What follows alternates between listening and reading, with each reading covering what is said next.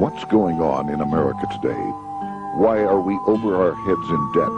Why can't the politicians bring debt under control? Why are so many people, often both parents now, working at low-paying, dead-end jobs and still making do with less? What's the future of the American economy and way of life? Why does the government tell us inflation is low when the buying power of our paychecks is declining at an alarming rate? Only a generation ago, bread was a quarter, and you could get a new car for $19.95. The problem is that since 1864, we've had a debt-based banking system. All our money is based on government debt. We cannot extinguish government debt without extinguishing our money supply. That's why talk of paying off the national debt without reforming our banking system is an impossibility. That's why the solution does not lie in discussing the size of the national debt, rather it lies in reforming our banking system. This is the Federal Reserve headquarters in Washington. It sits on this very impressive address, right on Constitution Avenue, right across from the Lincoln Memorial. But is it federal? Is it really part of the United States government? Well, what we're about to show you is that there's nothing federal about the Federal Reserve, and there are no reserves.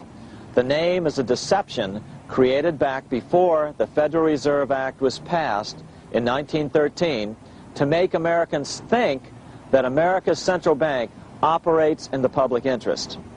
The truth is that the Federal Reserve is a private bank owned by private stockholders and run purely for their private profit. That's exactly correct. The Fed is a privately owned for-profit corporation which, again, has no reserves, at least no reserves available to back up the Federal Reserve notes, which is our common currency. Oh, absolutely. The Federal Reserve is neither federal and has doubtful reserves. It's a private bank that is owned by member banks. And it was chartered under the guise of deceit by an act of Congress in 1913. If there's still any doubt whether the Federal Reserve is a part of the U.S. government, check your local telephone book. In most cities, it is not listed in the blue government pages. It is listed in the business white pages right next to Federal Express, another private company. But more directly, U.S. courts have ruled time and time again that the Fed is a private corporation. Why can't Congress do something about the Fed? Most members of Congress just don't understand the system, and the few who do are afraid to speak up. For example, initially a veteran congressman from Chicago asked us if he could be interviewed for this video. However, both times our camera crew arrived at his office to do the interview, this was all we were able to film. The congressman never appeared, and eventually decided he no longer wanted to participate. But a few others in Congress have been bolder over the years. Here are three quick examples. In 1923, Representative Charles A. Lindbergh, a Republican from Minnesota, and father of the famed aviator Lucky Lindy, put it this way: the financial system has been turned over to the Federal Reserve Board. That board administers the finance system by authority of a purely profiteering group. The system is private, conducted for the sole purpose of obtaining the greatest possible profits from the use of other people's money. One of the most outspoken critics in Congress of the Fed was the former chairman of the House Banking and Currency Committee during the Great Depression years. Lewis T. McFadden, Republican of Pennsylvania, said in 1932, "We have in this country one of the most corrupt institutions the world has ever known. I refer to the Federal Reserve Board. This evil institution has impoverished the people of the United States and has practically bankrupted our government. It has done this through the corrupt practices of the moneyed vultures who control it." Senator Barry Goldwater was a frequent critic of the Fed. Most Americans have no real understanding of the operation of the international moneylenders. The accounts of the Federal Reserve System have never been audited. It operates outside the control of Congress and manipulates the credit of the United States. The Federal Reserve really even though it is not part of the federal government, it is more powerful than the federal government. It's more powerful than the president, the Congress, and the courts. Now, a lot of people challenge me on that, but let me prove my case. The Federal Reserve determines what the average person's car payment is going to be, what their house payment is going to be, and whether they have a job or not. And I submit to you that that's total control. And the Federal Reserve is the largest single creditor of the United States government. What does Proverbs tell us? The borrower is servant to the lender. What one has to understand is that from the day the Constitution was adopted right up to today, the folks who profit from privately owned central banks, as Madison called them, the money changers, have fought a running battle for control over who gets to print America's money. Why is who prints the money so important? Think of money as just another commodity. If you have a monopoly on a commodity that everyone needs, everyone wants, and nobody has enough of, there are lots of ways to make a profit, and also exert tremendous political influence. That's what this battle is all about. Throughout the history of the United States, the money power has gone back and forth between Congress and some sort of privately owned central bank. The Founding Fathers knew the evils of a privately owned central bank. First of all, they had seen how the privately owned British central bank, the Bank of England, had run up the British national debt to such an extent that Parliament had been forced to place unfair taxes on the American colonies. In fact, as we'll see later, Ben Franklin claimed that this was the real cause of the American Revolution. Most of the Founding Fathers realized the potential dangers of banking and feared bankers' accumulation of wealth and power. Jefferson put it this way: I sincerely believe that banking institutions are more dangerous to our liberties than standing armies. The issuing power should be taken from the banks and restored to the people to whom it properly belongs. That succinct statement of Jefferson is, in fact, the solution to all our economic problems today. It bears repeating. The issuing power should be taken from the banks and restored to the people to whom it properly belongs. James Madison, the main author of the Constitution, agreed. Interestingly, he called those behind the central bank scheme money changers. Madison strongly criticized their actions. History records that the money changers have used every form of abuse, intrigue, deceit, and violent means possible to maintain their control over governments by controlling money and its issuance. The battle over who gets to issue our money has been the pivotal issue throughout the history of the United States. Wars are fought over it, depressions are caused to acquire it. Yet after World War I, this battle was rarely mentioned in newspapers or history books. Why? By World War I, the money changers, with their dominant wealth, had seized control of most of the nation's press. Throughout U.S. history, this battle over who gets the power to issue our money has raged. In fact, it's changed hands back and forth 8 times since 1764. Yet this fact has virtually vanished from public view for over 3 generations behind a smokescreen emitted by Fed cheerleaders in the media. Until we stop talking about deficits and government spending and start talking about who controls how much money we have, it's all just a big shell game, a complete and utter deception. It won't matter if you pass an ironclad amendment to the Constitution mandating a balanced budget. Our situation is only going to get worse until we root out the cause at its source. What's the solution for our national problem? First of all, education. That's what this video presentation is all about. But secondly, we must act. We must take back the power to issue our own money. Issuing our own money is not a radical solution. I want to stress that. It's the same solution used at different points in U.S. history by men like Benjamin Franklin, Thomas Jefferson, Andrew Jackson, Martin Van Buren, and Abraham Lincoln. So, to sum it up, in 1913, Congress gave an independent central bank, deceptively named the Federal Reserve, a monopoly over issuing America's money. And the debt generated by this quasi-private corporation is what is killing the American economy. Though the Federal Reserve is now the most powerful central bank in the world, it was not the first. So where did this idea come from? To really understand the magnitude of the problem, we have to travel back to Europe.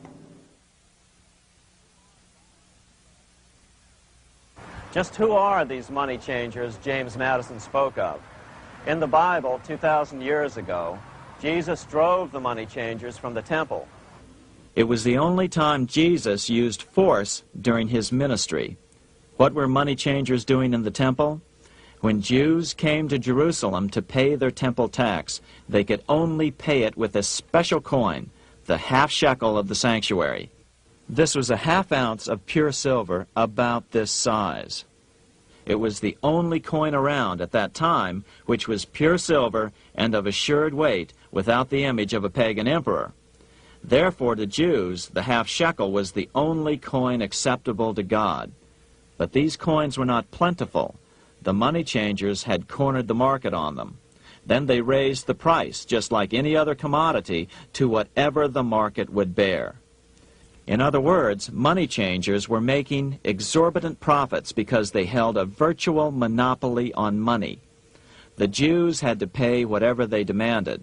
To Jesus, this totally violated the sanctity of God's house.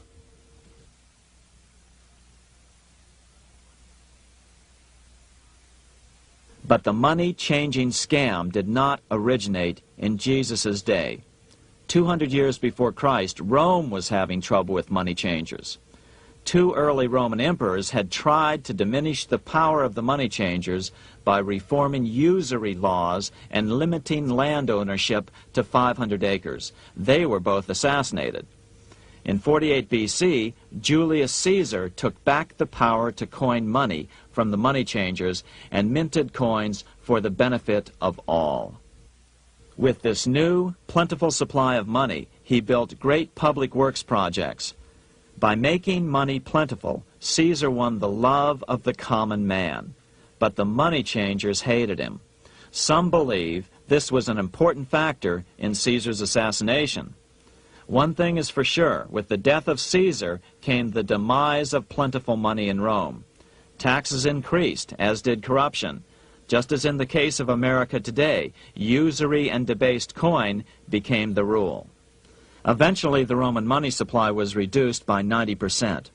As a result, the common people lost their lands and their homes, just as is about to happen soon in America.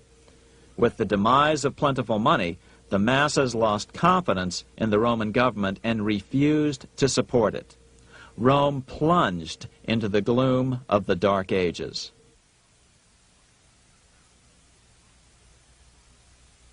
A 1,000 years after the death of Christ, money changers, those who loan out and manipulate the quantity of money, were active in medieval England. In fact, they were so active that acting together, they could manipulate the entire English economy. These were not bankers per se. The money changers generally were the goldsmiths. They were the first bankers because they started keeping other people's gold for safekeeping in their vaults. The first paper money was merely a receipt for gold left at the goldsmith. Paper money caught on because it was more convenient than carrying around a lot of heavy gold and silver coins. Eventually, goldsmiths noticed that only a small fraction of the depositors ever came in and demanded their gold at any one time. Goldsmiths started cheating on the system. They discovered that they could print more money than they had gold, and usually no one would be the wiser. Then they could loan out this extra money and collect interest on it. This was the birth of fractional reserve banking. That is, loaning out many times more money than you have assets on deposit. So, if $1,000 in gold were deposited with them, they could loan out about $10,000 in paper money and draw interest payments on it, and no one would ever discover the deception. By this means, goldsmiths gradually accumulated more and more wealth and used this wealth to accumulate more and more gold. Today, this practice of loaning out more money than there are reserves is known as fractional reserve banking. Every bank in the United States is allowed to loan out at least 10 times more money than they actually have. That's why they get rich on charging, let's say, 8% interest. It's not really 8% per year, which is their income. It's 80%. That's why bank buildings are always the largest in town. But does that mean that all interest or all banking should be illegal? Hardly. In the Middle Ages, canon law, the law of the Catholic Church, forbade charging interest on loans.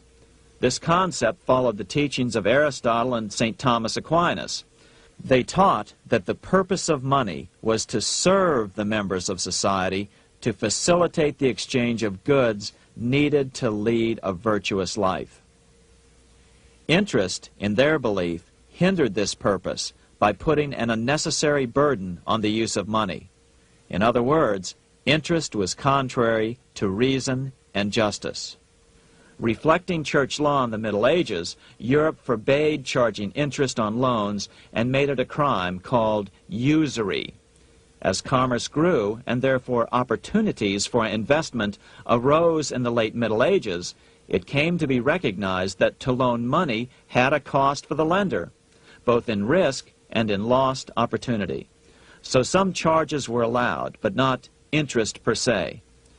But all moralists, no matter what religion, condemn fraud, oppression of the poor, and injustice as clearly immoral. As we will see, fractional reserve lending is rooted in a fraud, results in widespread poverty, and reduces the value of everyone else's money. The ancient goldsmiths discovered that extra profits could be made by rowing the economy between easy money and tight money.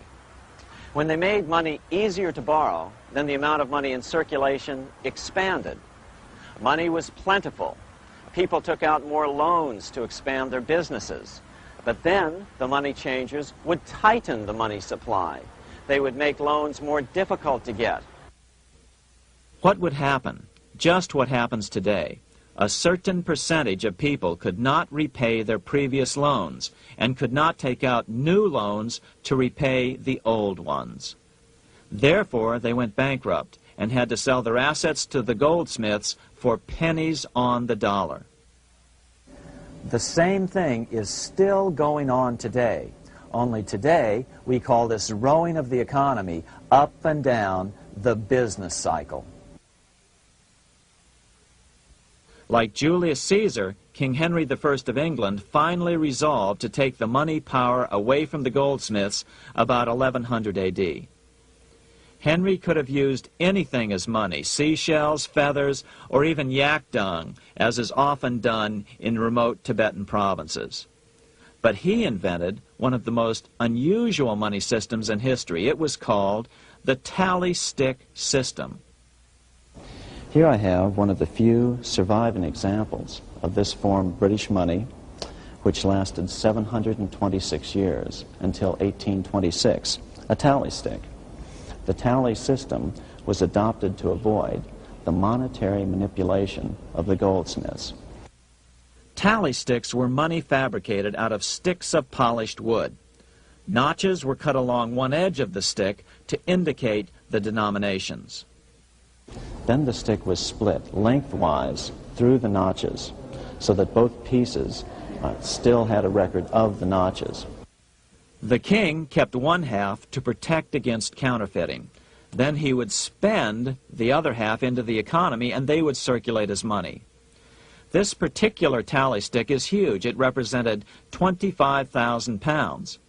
One of the original stockholders in the Bank of England purchased his original shares with this stick.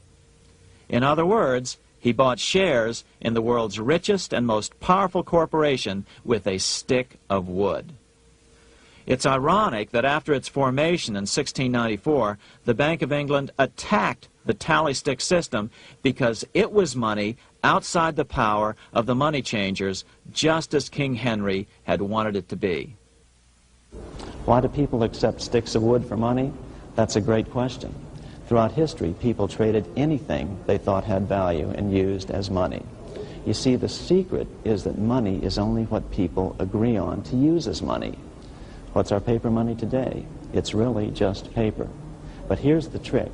King Henry ordered that tally sticks had to be used to pay the king's taxes. This built-in demand for tally sticks immediately made them circulate and be accepted as money. And they worked well. In fact, no other form of money has worked so well for so long as tally sticks. Keep in mind, the British Empire was built under the tally stick system. The tally stick system succeeded despite the fact that the money changers constantly attacked it by offering the metal coin system as competition. In other words, metal coins never went completely out of circulation, but tally sticks hung on because they were good for the payment of taxes. Finally, in the 1500s, King Henry VIII relaxed the laws concerning usury, and the money changers wasted no time reasserting themselves. They quickly made their gold and silver money plentiful for a few decades. But when Queen Mary took the throne and tightened the usury laws again, the money changers renewed the hoarding of gold and silver coins, forcing the economy to plummet. When Queen Mary's sister, Queen Elizabeth I, took the throne, she was determined to regain control over English money. Her solution was to issue gold and silver coins from the public treasury and take the control over the money supply away from the money changers. Although control over money was not the only cause of the English Revolution in 1642, religious differences fueled the conflict. Monetary policy played a major role. Financed by the money changers, Oliver Cromwell finally overthrew King Charles, purged the Parliament, and put the king to death. The money changers were immediately allowed to consolidate their financial power. The result was that for the next 50 years, the money changers plunged Great Britain into a series of costly wars. They took over a square mile of property in the center of London, known as the City of London. This area today is still known as one of the 3 predominant financial centers of the world. Conflicts with the Stuart kings led the money changers in England to combine with those in the Netherlands to finance the invasion of William of Orange, who overthrew the Stuarts in 1688 and took the English throne.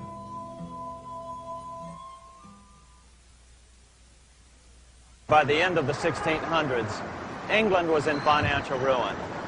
50 years of more or less continuous wars with France and Holland had exhausted her. Frantic government officials met with the money changers to beg for the loans necessary to pursue their political purposes. The price was high: a government-sanctioned, privately owned bank which could issue money created out of nothing. It was to be the modern world's first privately owned central bank, the Bank of England. Although it was deceptively called the Bank of England to make the general population think it was part of the government, it was not. Like any other private corporation, the Bank of England sold shares to get started. The investors, whose names were never revealed, were supposed to put up £1.25 million British pounds in gold coin to buy their shares in the bank, but only £750,000 was ever received. Despite that, the bank was duly chartered in 1694 and started out in the business of loaning out several times the money it supposedly had in reserves, all at interest. In exchange, the new bank would loan British politicians as much of the new currency as they wanted, as long as they secured the debt by direct taxation of the British people.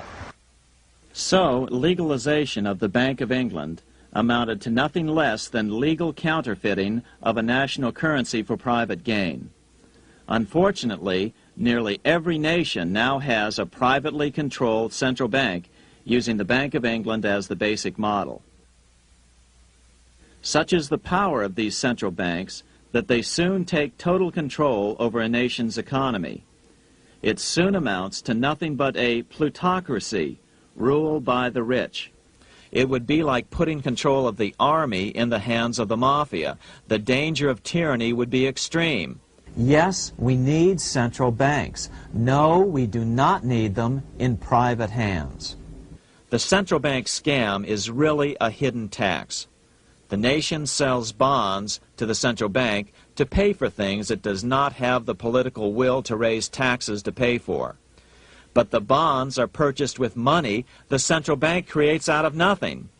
More money in circulation makes your money worth less. The government gets as much money as it needs, and the people pay for it in inflation. The beauty of the plan is that not one person in 1,000 can figure it out because it's usually hidden behind complex-sounding economics gibberish. With the formation of the Bank of England, the nation was soon awash in money. Prices throughout the country doubled. Massive loans were granted for just about any wild scheme. One venture proposed to drain the Red Sea to recover gold supposedly lost when the Egyptian army drowned pursuing Moses and the Israelites. By 1698, government debt grew from the initial £1.25 million to £16 million. Naturally, taxes were increased and then increased again to pay for all of this. With the British money supply firmly in their grip, the British economy began a wild roller coaster series of booms and depressions, exactly the sort of thing a central bank claims it is determined to prevent. There are two things which I think are intrinsic not just to the Bank of England but to central banking generally. The first is an involvement in the formulation of monetary policy with the specific objective of achieving monetary stability. However, since the Bank of England took control, the British pound has rarely been stable. Now let's take a look at the role of the Rothschild family, the family said to be the wealthiest in the world.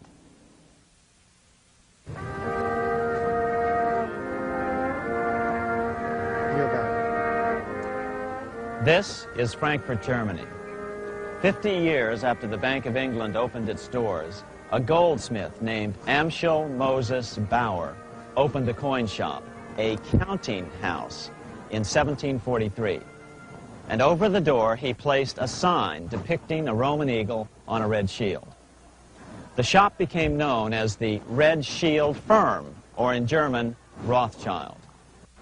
When his son, Amschel Meyer Bauer, inherited the business, he decided to change his name to Rothschild.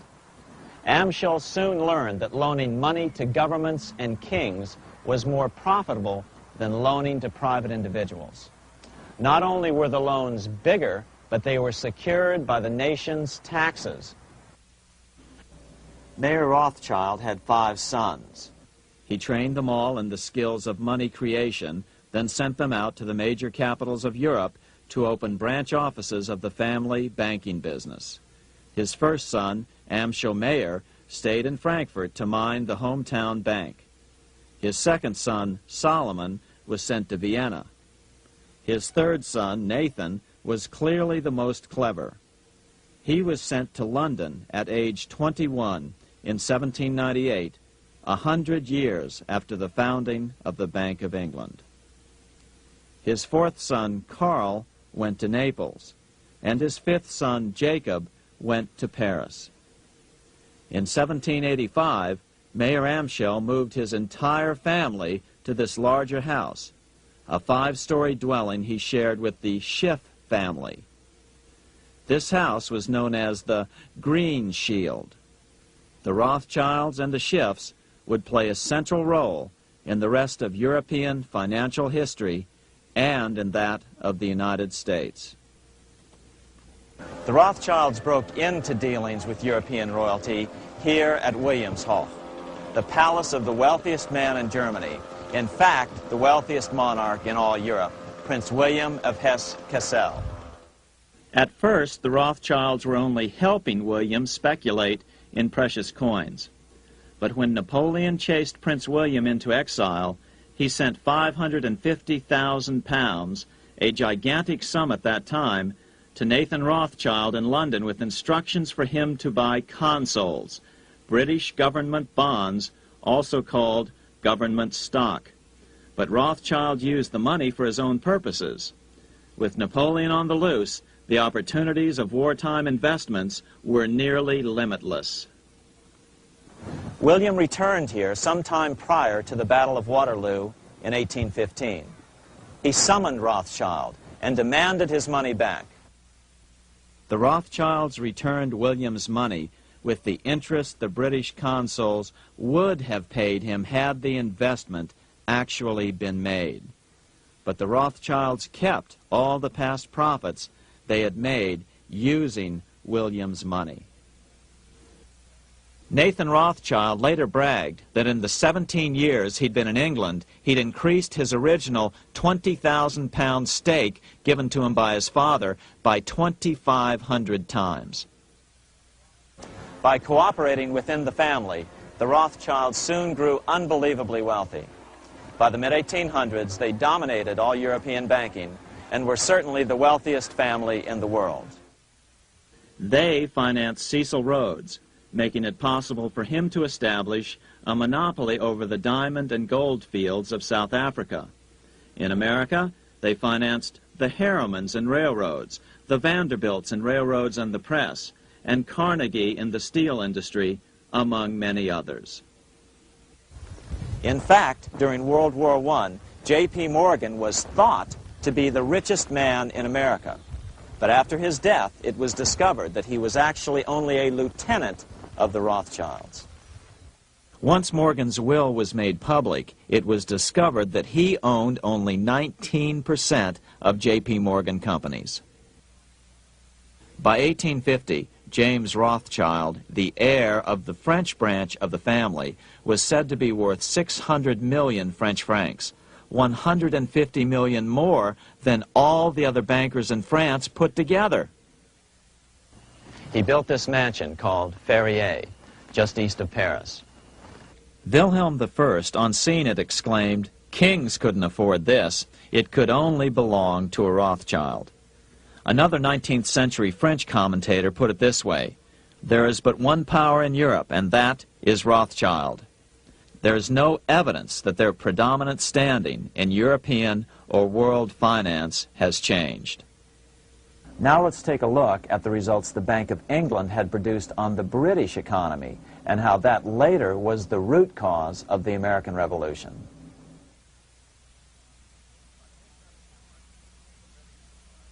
By the mid-1700s, the British Empire was nearing its height of power around the world. But Britain had fought 4 costly wars in Europe since the creation of their privately owned central bank, the Bank of England. The cost had been high. To finance these wars, the British Parliament here had borrowed heavily from the bank. By the mid-1700s, the government's debt here in Britain was £140 million, a staggering sum for those days. Consequently, the British government embarked on a program of trying to raise revenues from their American colonies in order to make their interest payments to the bank. But in America, it was a different story. The scourge of a privately owned central bank had not yet hit. This is Independence Hall in Philadelphia, where the Declaration of Independence and Constitution were signed. In the mid-1700s, pre-revolutionary America was still relatively poor. There was a severe shortage of precious metal coins to trade for goods, so the early colonists were forced to experiment with printing their own homegrown paper money. Some of these experiments were successful. Franklin was a big supporter of the colonies printing their own paper money. In 1757, Franklin was sent to London. He ended up staying for the next 18 years here, nearly until the start of the American Revolution. During this period, the American colonies began to issue their own money. Called colonial scrip, the endeavor was very successful. It provided a reliable medium of exchange, and it also helped to provide a feeling of unity between the colonies. Remember, colonial scrip was just paper money, debt-free money, printed in the public interest, and not backed by gold or silver coin. In other words, it was a totally fiat currency. One day, officials of the Bank of England asked Franklin how he would account for the newfound prosperity of the colonies. Without hesitation, he replied, "That is simple. In the colonies, we issue our own money. It is called colonial scrip. We issue it in proper proportion to the demands of trade and industry to make the products pass easily from the producers to the consumers. In this manner, creating for ourselves our own paper money, we control its purchasing power, and we have no interest to pay to no one." This was just common sense to Franklin, but you can imagine the impact it had on the Bank of England.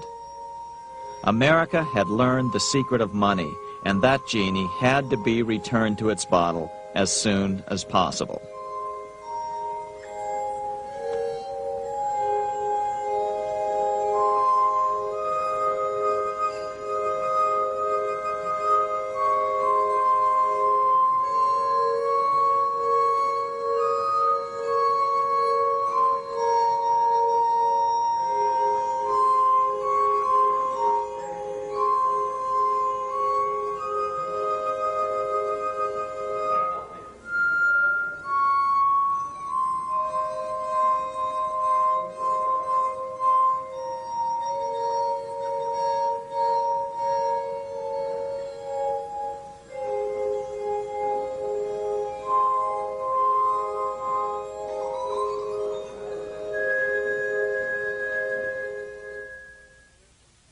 As a result, Parliament hurriedly passed the Currency Act of 1764.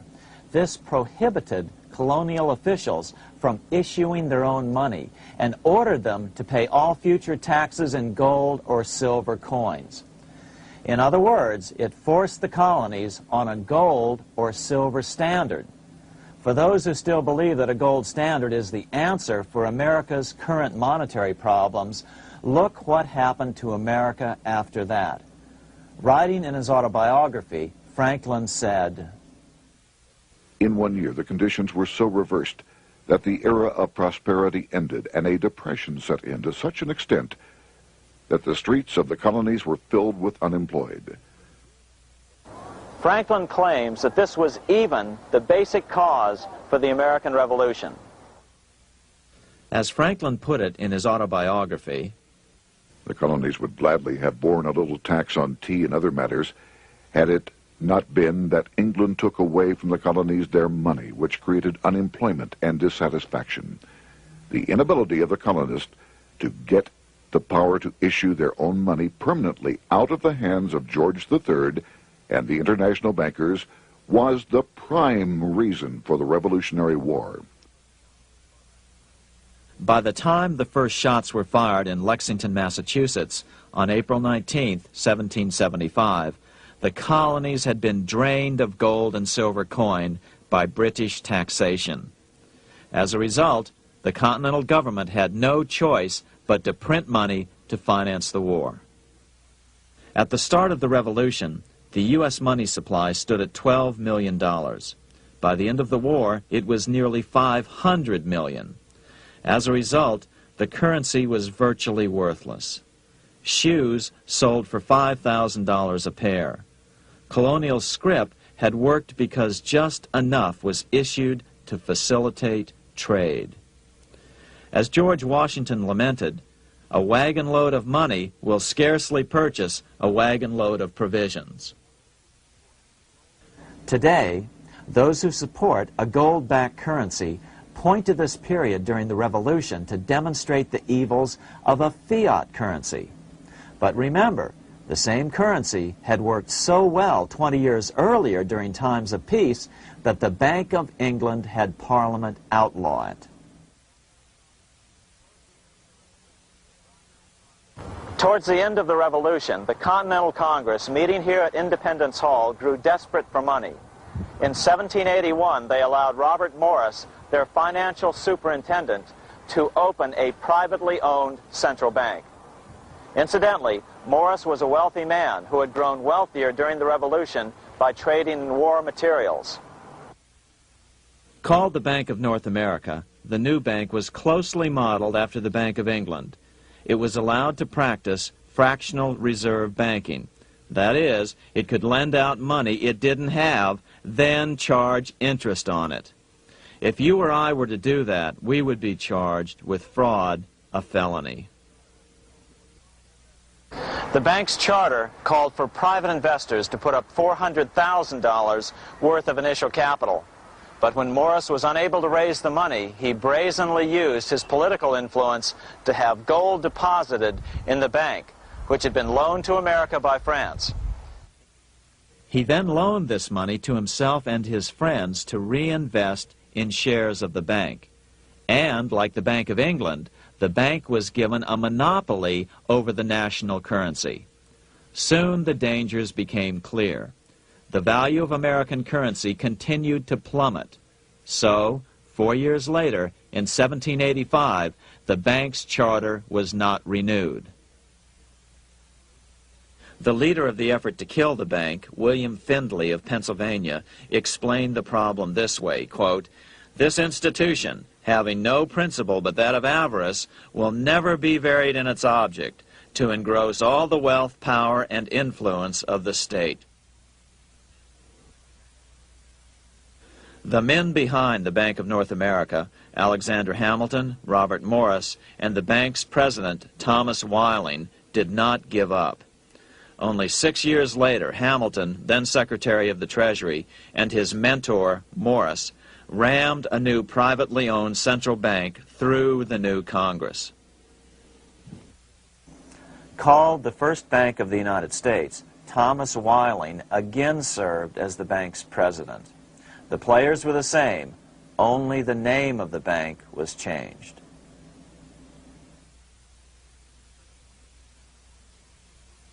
In 1787, colonial leaders assembled in Philadelphia to replace the ailing Articles of Confederation. As we saw earlier, both Thomas Jefferson and James Madison were unalterably opposed to a privately owned central bank. They had seen the problems caused by the Bank of England. They wanted nothing of it. As Jefferson later put it, "If the American people ever allow private banks to control the issue of their currency, first by inflation, then by deflation, the banks and the corporations which grow up around them will deprive the people of all property until their children wake up homeless on the continent their fathers conquered." During the debate over the future monetary system, another one of the founding fathers, Gouverneur Morris, castigated the motivations of the owners of the Bank of North America. Gouverneur Morris headed the committee that wrote the final draft of the Constitution. Morris knew the motivations of the bank well. Along with his old boss, Robert Morris, Gouverneur Morris and Alexander Hamilton were the ones who had presented the original plan for the Bank of North America to the Continental Congress in the last year of the Revolution. In a letter he wrote to James Madison on July 2nd, 1787, Gouverneur Morris revealed what was really going on. "The rich will strive to establish their dominion and enslave the rest. They always did. They always will. They will have the same effect here as elsewhere if we do not, by the power of government, keep them in their proper spheres." Despite the defection of Gouverneur Morris from the ranks of the bank, Hamilton, Robert Morris, Thomas Whiling, and their European backers were not about to give up. They convinced the bulk of the delegates to the Constitutional Convention to not give Congress the power to issue paper money. Most of the delegates were still reeling from the wild inflation of the paper currency during the Revolution. They had forgotten how well colonial scrip had worked before the war. But the Bank of England had not. The money changers could not stand to have America printing her own money again. So the Constitution is silent on the matter. This grievous defect left the door wide open for the money changers, just as they had planned.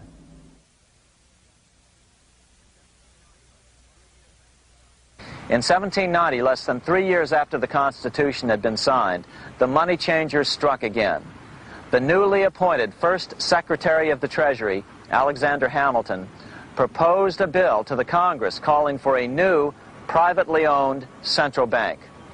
Coincidentally, that was the very year that Amschel Rothschild made his pronouncement from his flagship bank in Frankfurt. Let me issue and control a nation's money, and I care not who writes the laws. Alexander Hamilton was a tool of the international bankers, and he wanted to create the U.S. Bank, the BUS, or the Bank of the United States, and did so. Interestingly, one of Hamilton's first jobs after graduating from law school in 1782 was as an aide to Robert Morris, the head of the Bank of North America. In fact, the year before, Hamilton had written Morris a letter saying, "A national debt, if it is not excessive, will be to us a national blessing." A blessing to whom? After a year of intense debate, in 1791, Congress passed the bill and gave it a 20-year charter. The new bank was to be called the First Bank of the United States, or BUS. Here we are in front of the First Bank of the United States in Philadelphia. The bank was given a monopoly on printing U.S. currency, even though 80% of its stock would be held by private investors.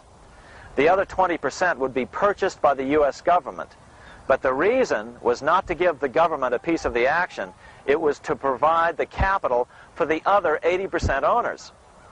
As with the old Bank of North America and the Bank of England before that, the stockholders never paid the full amount for their shares.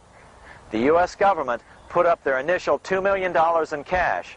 Then the bank, through the old magic of fractional reserve lending, made loans to its charter investors so they could come up with the remaining $8 million of capital needed for this risk-free investment. Like the Bank of England, the name of the Bank of the United States was deliberately chosen to hide the fact that it was privately controlled. And like the Bank of England, the names of the investors in the bank were never revealed. Many years later, it was a common saying that the Rothschilds were the power behind the old Bank of the United States. The bank was sold to Congress as a way to bring stability to the banking system and eliminate inflation. So what happened? Over the first 5 years, the U.S. government borrowed $8.2 million from the Bank of the United States. In the same 5-year period, prices rose by 72%. Jefferson, as the new Secretary of State, watched the borrowing with sadness and frustration, unable to stop it. I wish it were possible to obtain a single amendment to our Constitution, taking from the federal government the power of borrowing. Millions of Americans feel the same way today. They watch in helpless frustration as the federal government borrows the American economy into oblivion. So, although it was called the First Bank of the United States, it was not the first attempt at a privately owned central bank in this country. As with the Bank of North America, the government put up most of the cash to get this private bank going, then the bankers loaned the money to each other to buy the remaining stock in the bank. It was a scam, plain and simple, and they wouldn't be able to get away with it for long. But first, we have to travel back to Europe to see how a single man was able to manipulate the entire British economy by obtaining the first news of Napoleon's final defeat.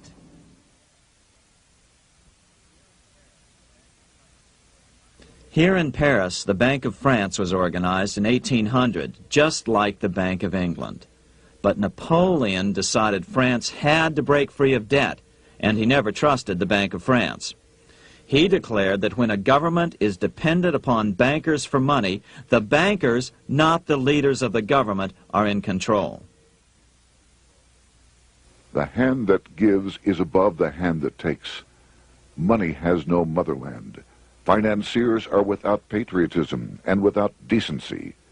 Their sole object is gain. Back in America, unexpected help was about to arrive. In 1800, Thomas Jefferson narrowly defeated John Adams to become the third president of the United States. By 1803, Jefferson and Napoleon had struck a deal. The U.S. would give Napoleon $3 million in gold in exchange for a huge chunk of territory west of the Mississippi River, the Louisiana Purchase. With that $3 million, Napoleon quickly forged an army and set off across Europe, conquering everything in his path. But the Bank of England quickly rose to oppose him. They financed every nation in his path, reaping the enormous profits of war. Prussia, Austria, and finally Russia all went heavily into debt in a futile attempt to stop Napoleon. 4 years later, with the main French army in Russia, 30-year-old Nathan Rothschild, the head of the London office of the Rothschild family, personally took charge of a bold plan to smuggle a much-needed shipment of gold right through France to finance an attack by the Duke of Wellington from Spain. Nathan later bragged at a dinner party in London that it was the best business he'd ever done. Little did he know that he would do much better business in the near future. Wellington's attacks from the south and other defeats eventually forced Napoleon to abdicate, and Louis XVIII was crowned king. Napoleon was exiled to Elba, a tiny island off the coast of Italy, supposedly exiled from France forever. While Napoleon was in exile on Elba, temporarily defeated by England with the financial help of the Rothschilds, America was trying to break free of its central bank as well.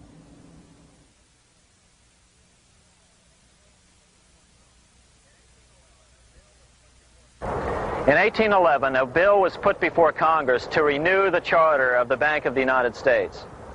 The debate grew very heated, and the legislatures of both Pennsylvania and Virginia passed resolutions asking Congress to kill the bank. The press corps of the day attacked the bank openly, calling it a great swindle, a vulture, a viper, and a cobra. Oh, to have an independent press once again in America. A congressman named P.B. Porter attacked the bank from the floor of Congress, saying if the bank's charter was renewed, Congress, quote, will have planted in the bosom of this Constitution a viper, which one day or another will sting the liberties of this country to the heart, close quote. Prospects didn't look that good for the bank. Some writers have even claimed that Nathan Rothschild warned that the United States would find itself involved in a most disastrous war if the bank's charter were not renewed. But it wasn't enough. When the smoke had cleared, the renewal bill was defeated by a single vote in the House and was deadlocked in the Senate.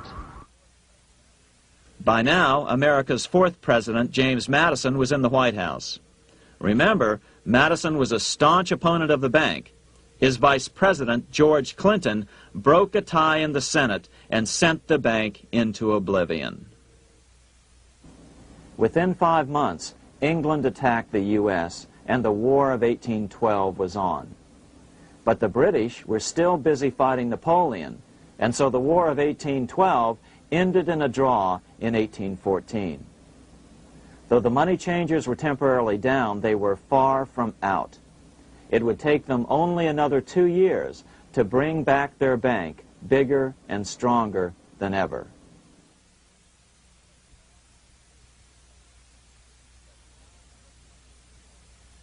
But now let's return to Napoleon, because nothing else in history more aptly demonstrates the ingenuity of the Rothschild family than their control of the British stock market after Waterloo. In 1815, a year after the end of the War of 1812 in America, Napoleon escaped his exile and returned to Paris. French troops were sent out to capture him, but such was his charisma that the soldiers rallied around their old leader and hailed him as their emperor once again. In March of 1815, Napoleon equipped an army which Britain's Duke of Wellington defeated less than 90 days later at Waterloo. Some writers claim Napoleon borrowed £5 million from the Bank of England to rearm. But it appears these funds actually came from the Ouvard banking house in Paris. Nevertheless, from about this point on, it was not unusual for privately controlled central banks to finance both sides in a war. Why would a central bank finance opposing sides in a war? Because war is the biggest debt generator of them all. A nation will borrow any amount for victory. The ultimate loser is loaned just enough to hold out the vain hope of victory, and the ultimate winner is given enough to win. Besides, such loans are usually conditioned upon the guarantee that the victor will honor the debts of the vanquished.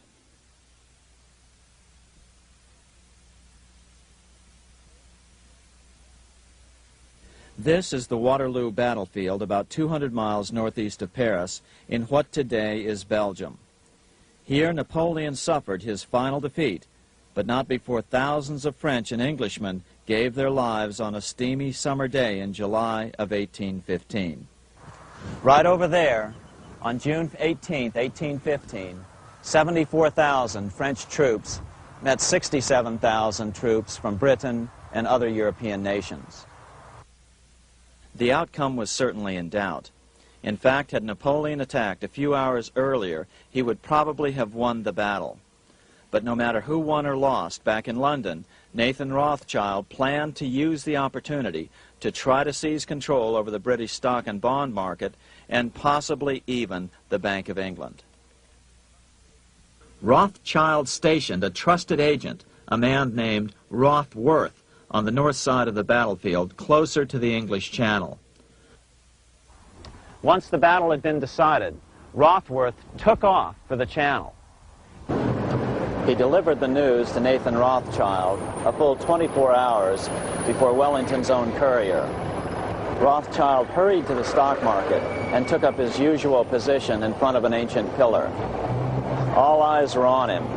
The Rothschilds had a legendary communications network. If Wellington had been defeated and Napoleon was loose on the continent again, Britain's financial situation would become grave indeed. Rothschild looked saddened. He stood there motionless, eyes downcast. Then suddenly he began selling. Other nervous investors saw that Rothschild was selling. It could only mean one thing. Napoleon must have won, Wellington must have lost. The market plummeted. Soon everyone was selling their consols, their British government bonds, and prices dropped sharply.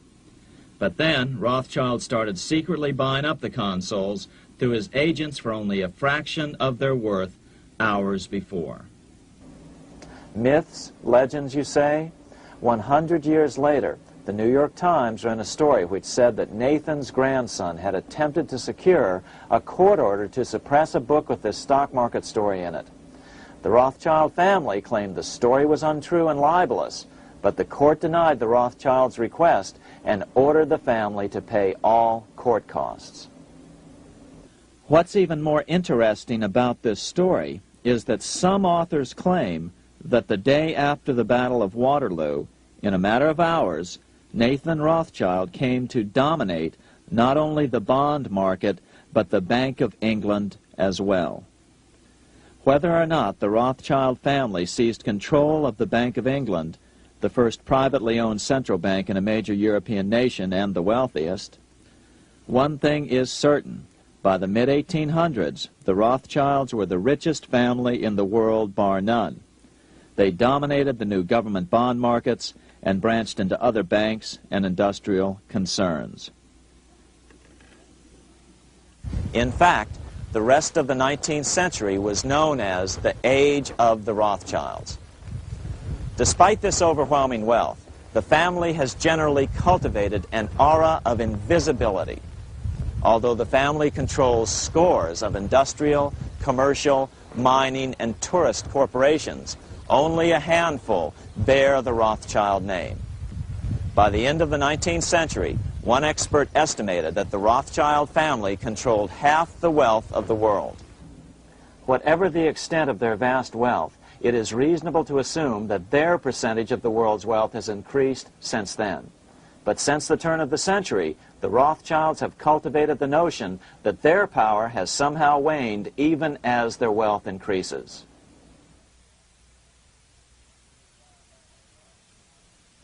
Meanwhile, back in Washington in 1816, just 1 year after Waterloo and Rothschild's alleged takeover of the Bank of England, the American Congress passed a bill permitting yet another privately owned central bank. This bank was called the Second Bank of the United States. The new bank's charter was a copy of the previous bank's. The U.S. government would own 20% of the shares of the bank. Of course, the federal share was paid by the Treasury up front into the bank's coffers.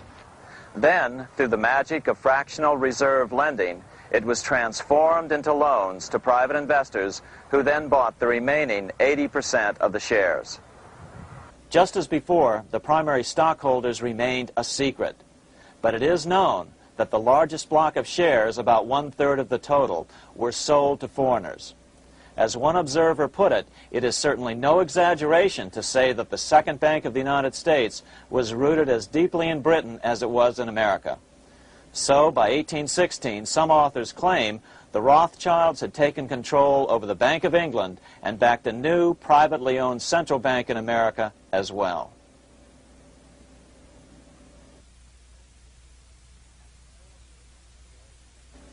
After 12 years of manipulations of the U.S. economy on the part of the Second Bank of the U.S., the American people had had just about enough. Opponents of the bank nominated a dignified senator from Tennessee, Andrew Jackson, the hero of the Battle of New Orleans, to run for president. This is his home, the Hermitage. No one gave Jackson a chance initially. The bank had long ago learned how the political process could be controlled with money. To the surprise and dismay of the money changers, Jackson was swept into office in 1828. Jackson was determined to kill the bank at the first opportunity and wasted no time in trying to do so. But the bank's 20-year charter didn't come up for renewal until 1836, the last year of his second term, if he could survive that long. During his first term, Jackson contented himself with rooting out the bank's many minions from government service. He fired 2,000 of the 11,000 employees of the federal government. In 1832, with his re-election approaching, the bank struck an early blow, hoping Jackson would not want to stir up controversy. They asked Congress to pass a renewal bill 4 years early. Naturally, Congress complied, then sent it to the president for signing. But Jackson weighed in with both feet. Old Hickory, never a coward, vetoed the bill. His veto message is one of the great American documents. It clearly lays out the responsibility of the American government towards its citizens, rich and poor. It is not our own citizens only who are to receive the bounty of our government. More than 8 million of the stock of this bank are held by foreigners. Is there no danger to our liberty and independence in a bank that in its nature has so little to bind it to our country? Controlling our currency, receiving our public monies, and holding thousands of our citizens' independence would be more formidable and dangerous than a military power of the enemy. If government would confine itself to equal protection and, as heaven does its rains, shower its favor alike on the high and the low, the rich and the poor, it would be an unqualified blessing. In the act before me, there seems to be a wide and unnecessary departure from these just principles. Later that year, in July 1832, Congress was unable to override Jackson's veto. Now Jackson had to stand for re-election. Jackson took his argument directly to the people. For the first time in U.S. history, Jackson took his presidential campaign on the road. Before then, presidential candidates stayed at home and looked presidential. His campaign slogan was "Jackson and no bank." The National Republican Party ran Senator Henry Clay against Jackson. Despite the fact that the bankers poured over $3 million into Clay's campaign, Jackson was reelected by a landslide in November of 1832. Despite his presidential victory, Jackson knew the battle was only beginning. "The hydra of corruption is only scotched, not dead," said the newly elected president. Jackson ordered his new Secretary of Treasury, Lewis McLean, to start removing the government's deposits from the second bank and start placing them in state banks. But McLean refused to do so. Jackson fired him and appointed William J. Duane as the new Secretary of the Treasury. Duane also refused to comply with the president's requests, and so Jackson fired him as well and then appointed Roger B. Taney to the office. Taney did withdraw government funds from the bank starting on October 1st, 1833. Jackson was jubilant. "I have it chained. I'm ready with screws to draw every tooth and then the stumps." But the bank was not yet done fighting. Its head, Nicholas Biddle, used his influence to get the Senate to reject Taney's nomination. Then, in a rare show of arrogance, Biddle threatened to cause a depression if the bank was not rechartered. This worthy president thinks that because he has scalped Indians and imprisoned judges, he is to have his way with the bank. He is mistaken. Next, in an unbelievable fit of honesty for a central banker, Biddle admitted that the bank was going to make money scarce to force Congress to restore the bank. Nothing but widespread suffering will produce any effect on Congress. Our only safety is in pursuing a steady course of firm restriction, and I have no doubt that such a course will ultimately lead to restoration of the currency and the recharter of the bank. What a stunning revelation. Here was the pure truth, revealed with shocking clarity. Biddle intended to use the money contraction power of the bank to cause a massive depression until America gave in. Unfortunately, this has happened time and time again throughout U.S. history and is about to happen again in today's world. Nicholas Biddle made good on his threat. The bank sharply contracted the money supply by calling in old loans and refusing to extend new ones. A financial panic ensued, followed by a deep depression. Naturally, Biddle blamed Jackson for the crash, saying that it was caused by the withdrawal of federal funds from the bank. Unfortunately, his plan worked well. Wages and prices sagged. Unemployment soared along with business bankruptcies. The nation quickly went into an uproar. Newspaper editors blasted Jackson in editorials. The bank threatened to withhold payments, which then could be made directly to key politicians for their support. Within only months, Congress assembled in what was called the panic session. 6 months after he had withdrawn funds from the bank, Jackson was officially censured by a resolution which passed the Senate by a vote of 26 to 20. It was the first time a president had ever been censured by Congress.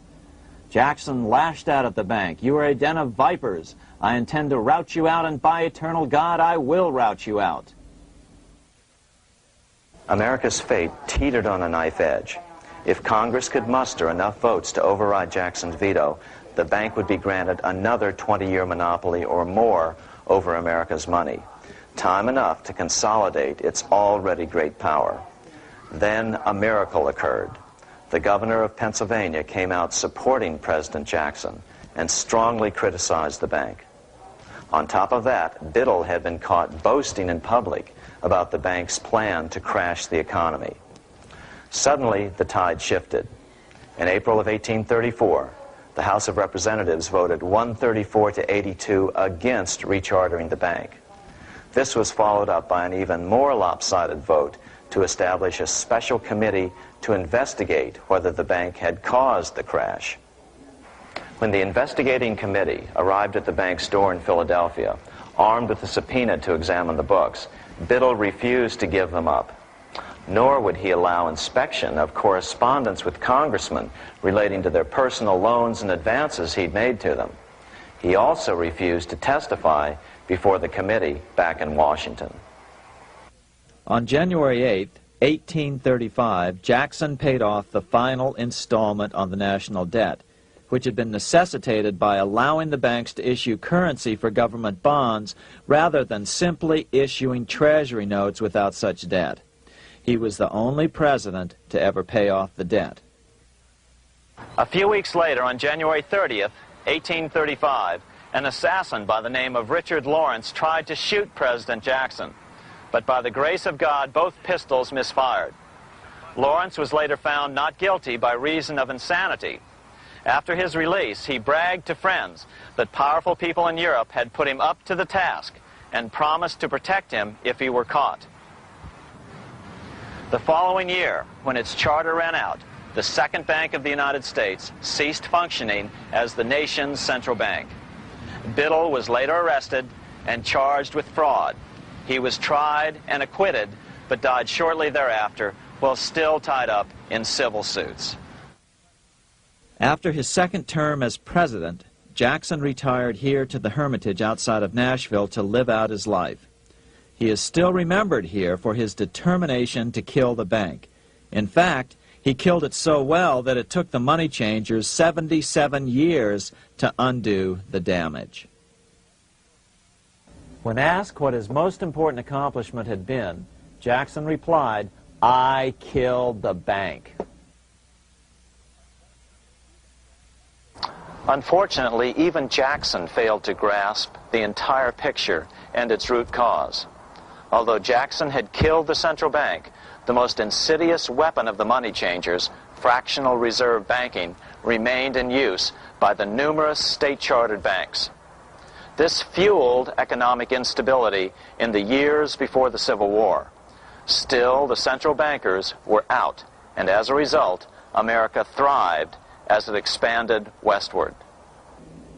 During this time, the principal money changers struggled to regain their lost centralized power, but to no avail. Then, finally, they reverted to the old central bankers' formula: war to create debt and dependency.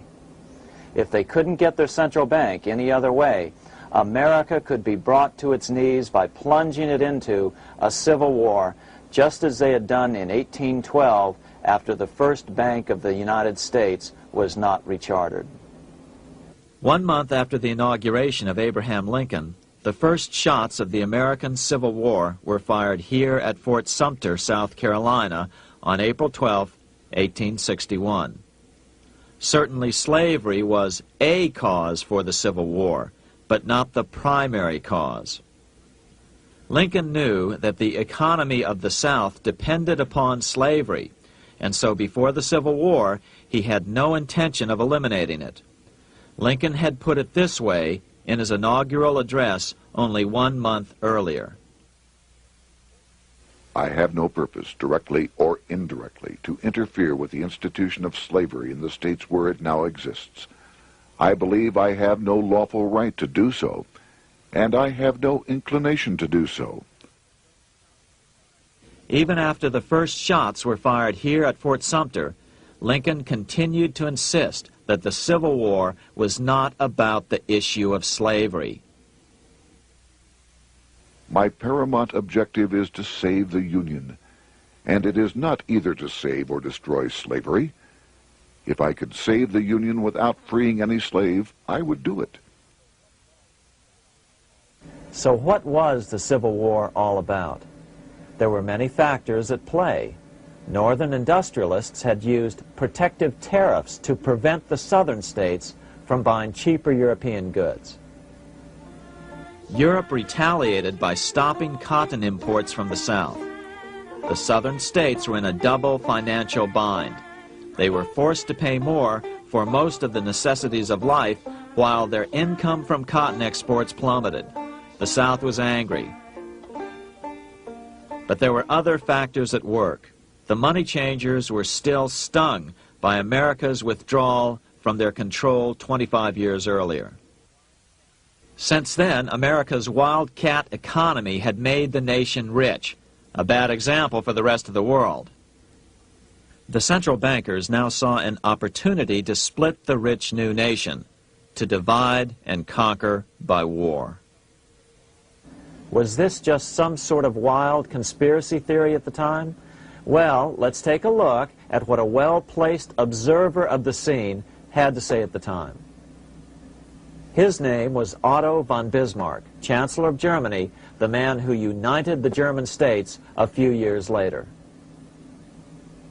The division of the United States into federations of equal force was decided long before the Civil War by the high financial powers of Europe. These bankers were afraid that the United States, if they remained as one bloc and as one nation, would attain economic and financial independence which would upset their financial domination over the world.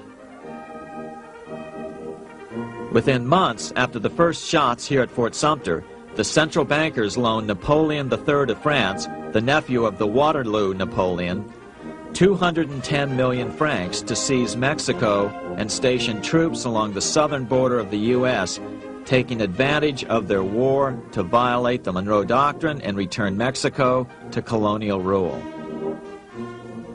No matter what the outcome of the Civil War, a weakened America, heavily indebted to the money changers, would open up Central and South America once again to European colonization and domination.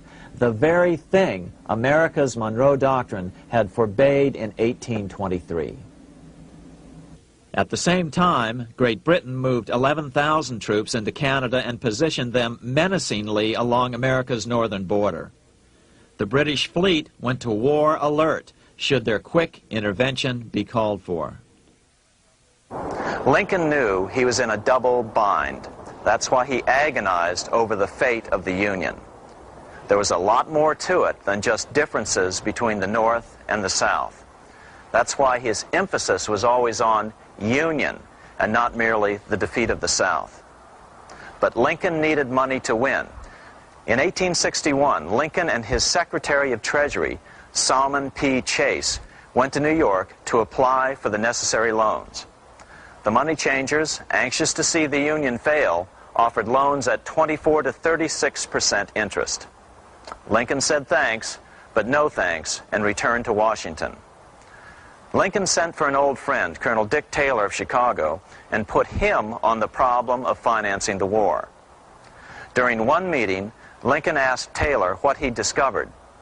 Taylor put it this way.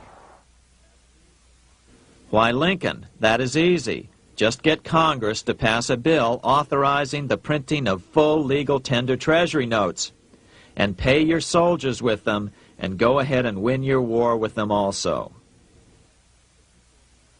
When Lincoln asked if the people of the United States would accept the notes, Taylor said, "The people, or anyone else, will not have any choice in the matter if you make them full legal tender. They will have the full sanction of the government and be just as good as any money, as Congress is given that express right by the Constitution." So that's exactly what Lincoln did.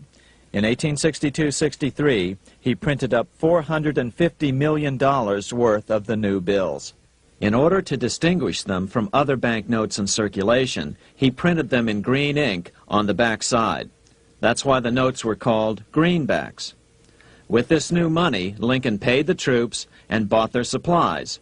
During the course of the war, nearly $450 million worth of greenbacks were printed at no interest to the federal government. Lincoln understood who was really pulling the strings and what was at stake for the American people. This is how he explained his rationale. The government should create, issue, and circulate all the currency and credit needed to satisfy the spending power of the government and the buying power of consumers. The privilege of creating and issuing money is not only the supreme prerogative of government, but it is the government's greatest creative opportunity. By the adoption of these principles, the taxpayers will be saved immense sums of interest. Money will cease to be master and become the servant of humanity. A truly incredible editorial in the London Times explained the central bankers' attitude towards Lincoln's greenbacks.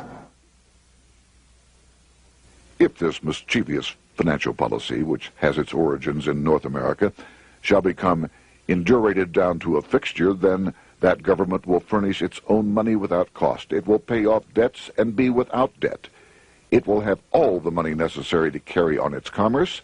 It will become prosperous without precedent in the history of the world. The brains and wealth of all countries will go to North America. That country must be destroyed, or it will destroy every monarchy on the globe. The scheme was effective, so effective that the next year, 1863, with Federal and Confederate troops beginning to mass for the decisive battle of the Civil War, and the Treasury in need of further congressional authority to issue more greenbacks, Lincoln allowed the bankers to push through the National Bank Act. These new national banks would operate under a virtual tax-free status and collectively had the exclusive monopoly power to create the new form of money, banknotes.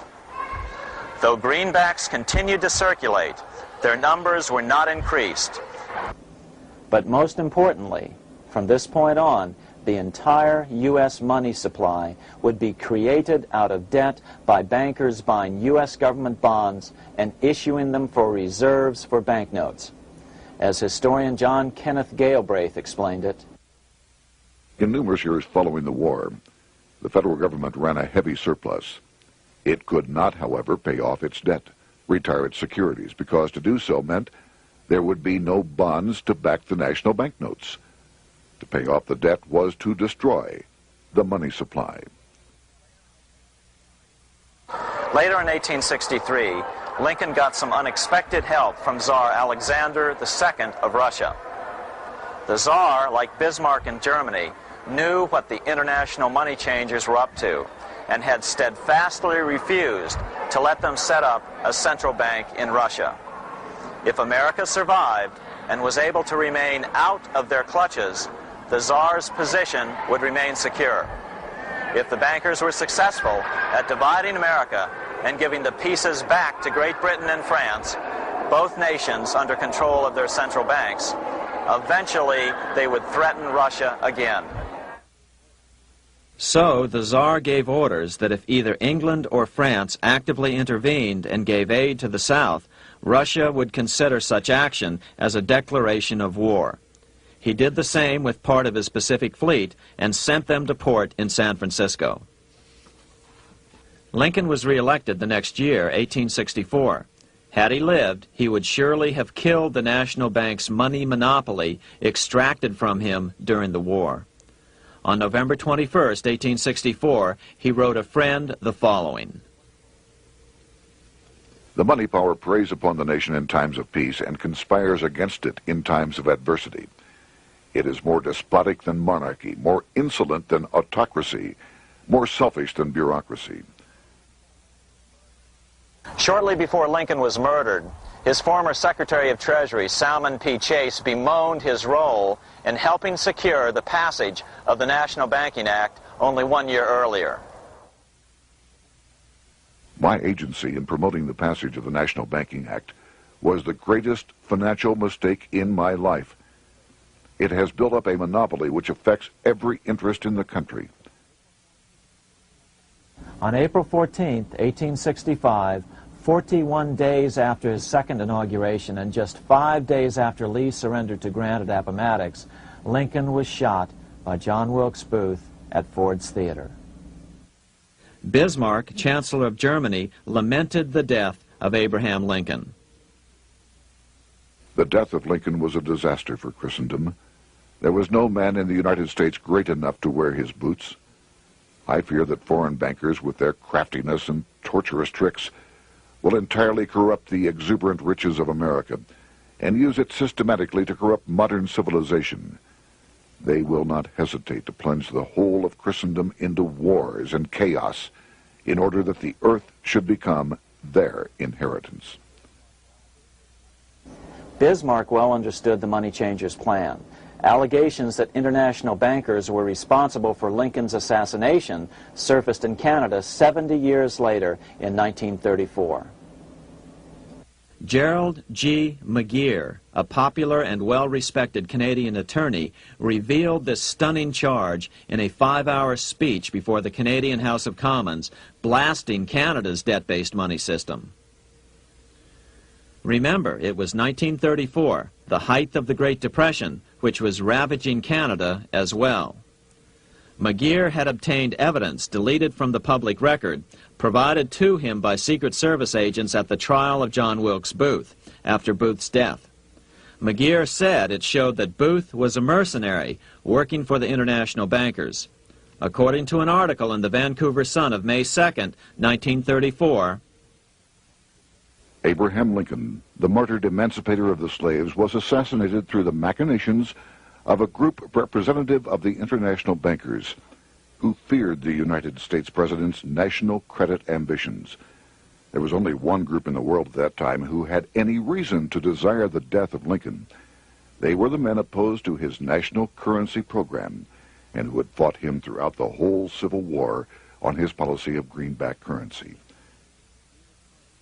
Interestingly, McGeer claimed that Lincoln was assassinated not only because international bankers wanted to reestablish a central bank in America, but because they also wanted to base America's currency on gold. Gold they controlled. In other words, put America on a gold standard. Lincoln had done just the opposite by issuing U.S. notes, greenbacks, which were based purely on the good faith and credit of the United States.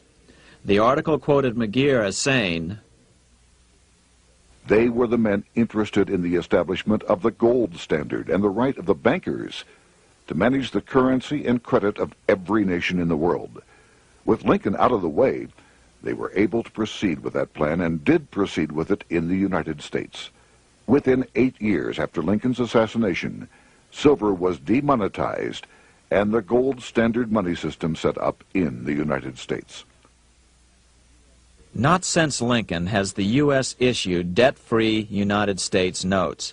These red-sealed bills, which were issued in 1963, were not a new issue from President Kennedy, but merely the old greenbacks reissued year after year. In another act of folly and ignorance, the 1994 Regal Act actually authorized the replacement of Lincoln's greenbacks with debt-based notes. In other words, greenbacks were in circulation in the United States until 1994. Why was silver bad for the bankers and gold good? Simple. Because silver was plentiful in the United States. It was very hard to control. Gold was, and always has been, scarce. Throughout history, it has been relatively easy to monopolize gold, but silver has historically been 15 times more plentiful. With Lincoln out of the way, the money changers' next objective was to gain complete control over America's money. This was no easy task. With the opening of the American West, silver had been discovered in huge quantities. On top of that, Lincoln's greenbacks were generally popular. Despite the European central bankers' deliberate attacks on greenbacks, they continued to circulate in the United States, in fact, until a few years ago. According to historian W. Cleon Skousen, right after the Civil War, there was considerable talk about reviving Lincoln's brief experiment with the constitutional monetary system. Had not the European Money Trust intervened, it would have no doubt become an established institution. it is clear that the concept of America printing her own debt-free money sent shockwaves throughout the European central banking elite. They watched with horror as Americans clamored for more greenbacks. They may have killed Lincoln, but support for his monetary ideas grew. On April 12, 1866, nearly 1 year to the day of Lincoln's assassination, Congress went to work at the bidding of the European central banking interests. It passed the Contraction Act, authorizing the Secretary of the Treasury to begin to retire some of the greenbacks in circulation and thereby contract the money supply. Authors Theodore R. Thorin and Richard F. Warner explained the results of the money contraction in their classic book on the subject, The Truth in Money Book. The hard times which occurred after the Civil War could have been avoided if the greenback legislation had continued as President Lincoln had intended. Instead, there were a series of money panics, what we call recessions, which put pressure on Congress to enact legislation to place the banking system under centralized control. Eventually, the Federal Reserve Act was passed on December 23, 1913. In other words, the money changers wanted two things: the reinstitution of a central bank under their exclusive control, and two, an American currency backed by gold. Their strategy was twofold. First of all, cause a series of panics to try to convince the American people that only centralized control of the money supply could provide economic stability. And secondly, remove so much money from the system that most Americans would be so desperately poor that they either wouldn't care or would be too weak to oppose the bankers. In 1866, there was $1.8 billion in currency in circulation in the United States, about $50.46 per capita. In 1867 alone, $500 million, $500 million, was removed from the U.S. money supply. 10 years later, in 1876, America's money supply was reduced to only $600 million. In other words, 2/3 of America's money had been called in by the bankers. Only $14.60 per capita remained in circulation. 10 years later, the money supply had been reduced to only $400 million, even though the population had boomed. The result was that only $6.67 per capita remained in circulation, a 760% loss in buying power over 20 years. Today, economists try to sell the idea that recessions and depressions are a natural part of something they call the business cycle. The truth is, our money supply is manipulated now just as it was before and after the Civil War. How did this happen? How did money become so scarce? Simple. Bank loans were called in and no new ones were given. In addition, silver coins were melted down. In 1872, a man named Ernest Sed was given 100,000 pounds, about $500,000, by the Bank of England and sent to America to bribe necessary congressmen to get silver demonetized. He was told that if that was not sufficient, to draw an additional 100,000 pounds or as much more as was necessary. The next year, Congress passed the Coinage Act of 1873, and the minting of silver dollars abruptly stopped. In fact, Representative Samuel Hooper, who introduced the bill in the House, acknowledged that Mr. Sed actually drafted the legislation. But it gets even worse than that. In 1874, Sed himself admitted who was behind the scheme. I went to America in the winter of 1872-73, authorized to secure, if I could, the passage of a bill demonetizing silver. It was in the interest of those I represented, the governors of the Bank of England, to have it done. By 1873, gold coins were the only form of coin money. But the contest over control of America's money was not yet over.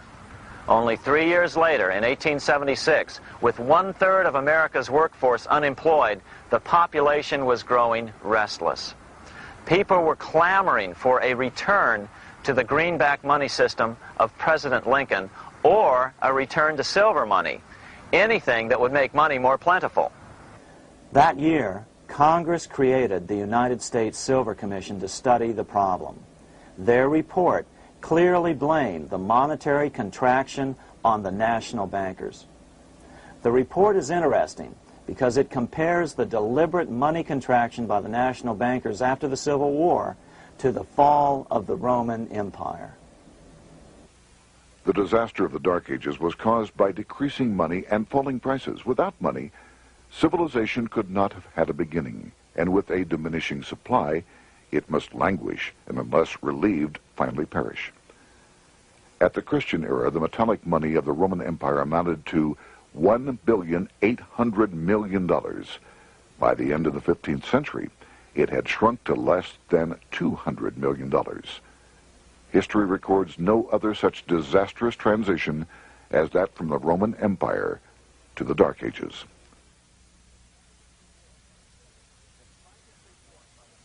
Despite this report by the Silver Commission, Congress took no action. The next year, 1877, riots broke out from Pittsburgh to Chicago. The torches of starving vandals lit up the sky. The bankers huddled to decide what to do. They decided to hang on. Now that they were back in control to a certain extent, they were not about to give it up. At the meeting of the American Bankers Association that year, they urged their membership to do everything in their power to put down the notion of a return to greenbacks. The ABA Secretary, James Buell, authored a letter to the members which blatantly called on the banks to subvert not only Congress, but the press. It is advisable to do all in your power to sustain such prominent daily and weekly newspapers, especially the agricultural and religious press, as will oppose the greenback issue of paper money, and that you will also withhold patronage from all applicants who are not willing to oppose the government issue of money. To repeal the act creating banknotes or to restore to circulation the government issue of money will be to provide the people with money and will therefore seriously affect our individual profits as bankers and lenders. See your congressman at once and engage him to support our interest that we may control legislation. As political pressure mounted in Congress for change, the press tried to turn the American people away from the truth. The New York Tribune put it this way on January 10th, 1878. "The capital of the country is organized at last, and we will see whether Congress will dare to fly in its face." But it didn't work entirely. On February 28, 1878, Congress passed the Sherman Law, allowing the minting of a limited number of silver dollars, ending the 5-year hiatus. This did not end gold backing of the currency, however, nor did it completely free silver. Previous to 1873, anyone who brought silver to the U.S. Mint could have it struck into silver dollars free of charge. No longer. But at least some money began to flow back into the economy again. With no further threat to their control, the bankers loosened up on loans, and the post-Civil War depression was finally ended. 3 years later, the American people elected Republican James Garfield president. Garfield understood how the economy was being manipulated. As a congressman, he had been chairman of the Appropriations Committee and was a member of Banking and Currency. After his inauguration, he slammed the money changers publicly in 1881. Whoever controls the volume of money in any country is absolute master of all industry and commerce. And when you realize that the entire system is very easily controlled, one way or another, by a few powerful men at the top, you will not have to be told how periods of inflation and depression originate. Unfortunately, within a few weeks of making this statement, on July 2nd of 1881, President Garfield was assassinated.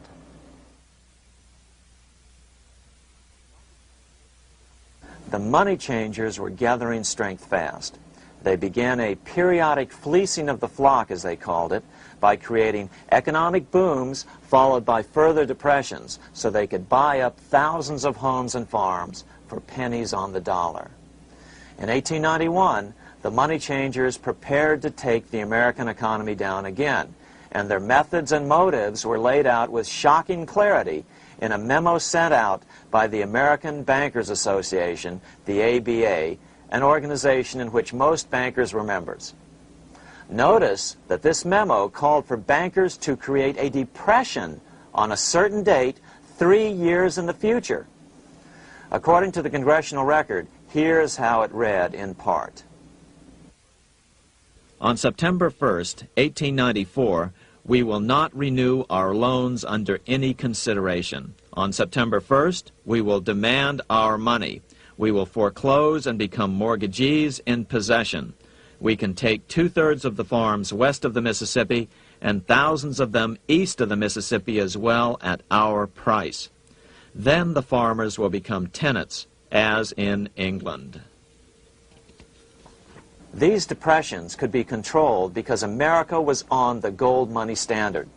Since gold is scarce, it's one of the easiest commodities to manipulate.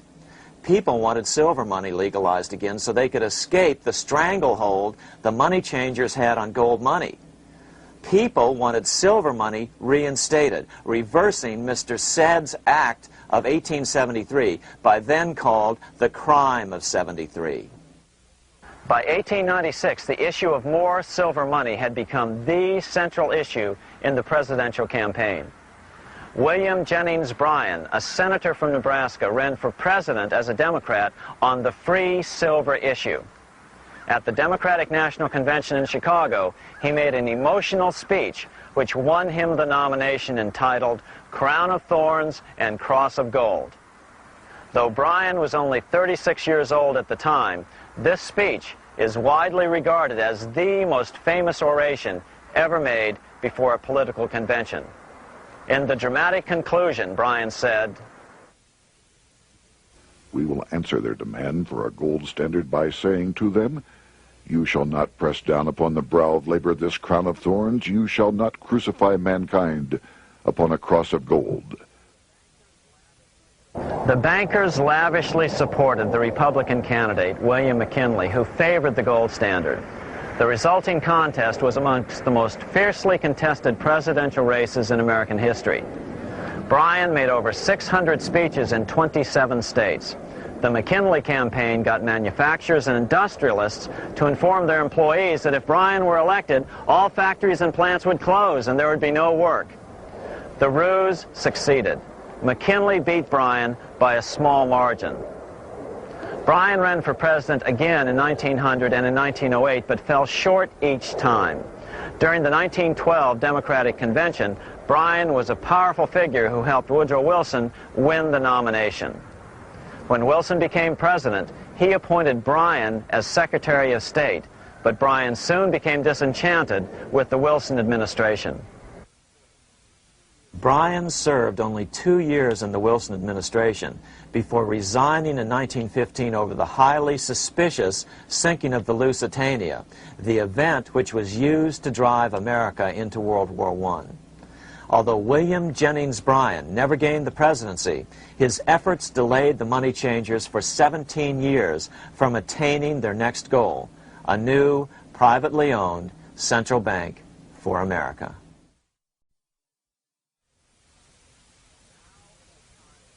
Now it was time for the money changers to get back to the business of a new private central bank for America. During the early 1900s, men like J.P. Morgan led the charge. One final panic would be necessary to focus the nation's attention on the supposed need for a central bank.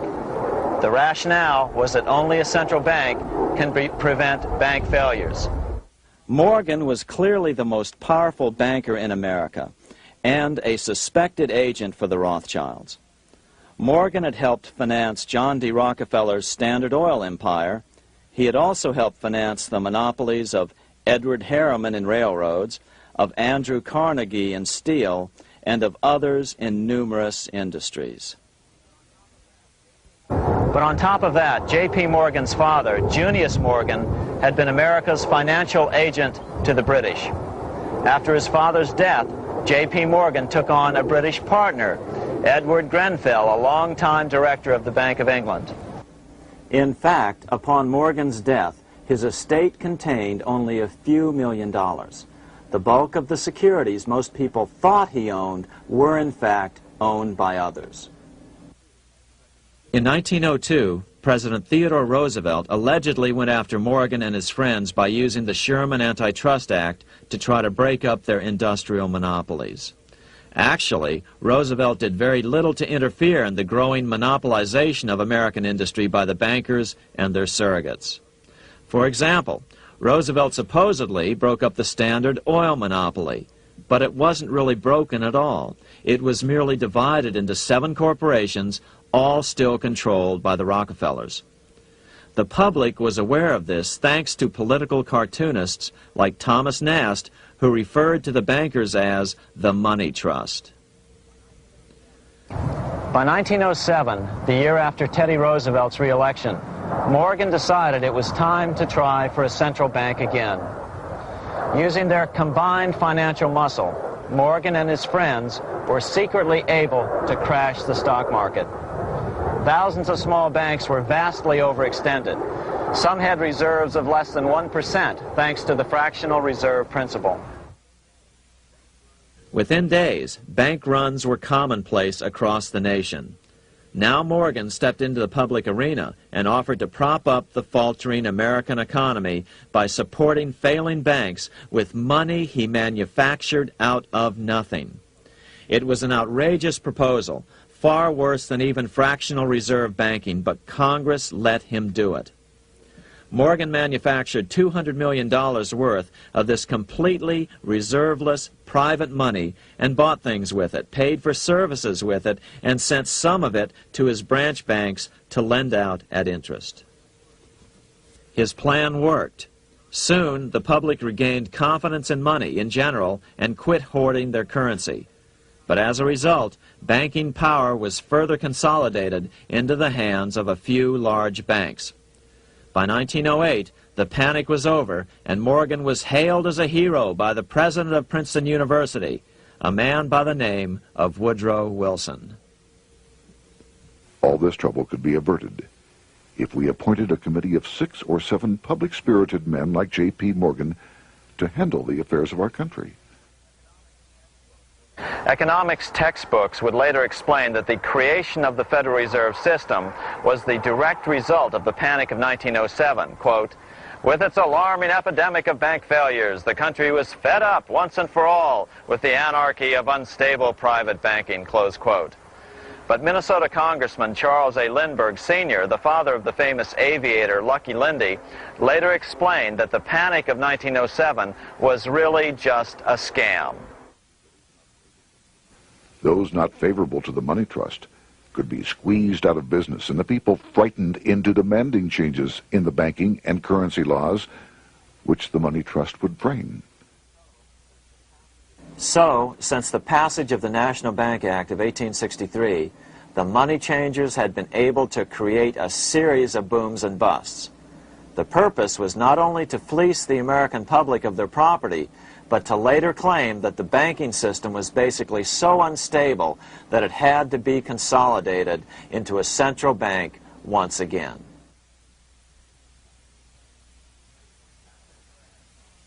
After the crash, Teddy Roosevelt, in response to the panic of 1907, signed into law a bill creating something called the National Monetary Commission. The commission was to study the banking problem and make recommendations to Congress. Of course, the commission was packed with Morgan's friends and cronies. The chairman was a man named Senator Nelson Aldrich from Rhode Island. Aldrich represented the Newport, Rhode Island homes of America's richest banking families. His daughter married John D. Rockefeller, Jr., and together they had 5 sons: John, Nelson, who would become vice president in 1974, Lawrence, Winthrop, and David, the head of the Council on Foreign Relations and former chairman of Chase Manhattan Bank. As soon as the National Monetary Commission was set up, Senator Aldrich immediately embarked on a 2-year tour of Europe, where he consulted at length with the private central bankers in England, France, and Germany. The total cost of his trip alone to the taxpayers was $300,000, an astronomical sum in those days. Shortly after his return, on the evening of November 22, 1910, some of the wealthiest and most powerful men in America boarded Senator Aldrich's private rail car and in the strictest secrecy journeyed to this place, Jekyll Island, off the coast of Georgia. With the group came Paul Warburg. Warburg had been given a $500,000 per year salary to lobby for the passage of a privately owned central bank in America by the investment firm Kuhn, Loeb and Company. Warburg's partner in this firm was a man named Jacob Schiff, the grandson of the man who shared the Greenshield house with the Rothschild family in Frankfurt. Schiff, as we'll find out later, was in the process of spending $20 million to finance the overthrow of the Tsar in Russia. These three European banking families, the Rothschilds, the Warburgs, and the Schiffs, were interconnected by marriage down through the years, just as their American banking counterparts, the Morgans, Rockefellers, and Aldriches were. Secrecy was so tight that all 7 primary participants were cautioned to use only first names to prevent servants from learning their identities.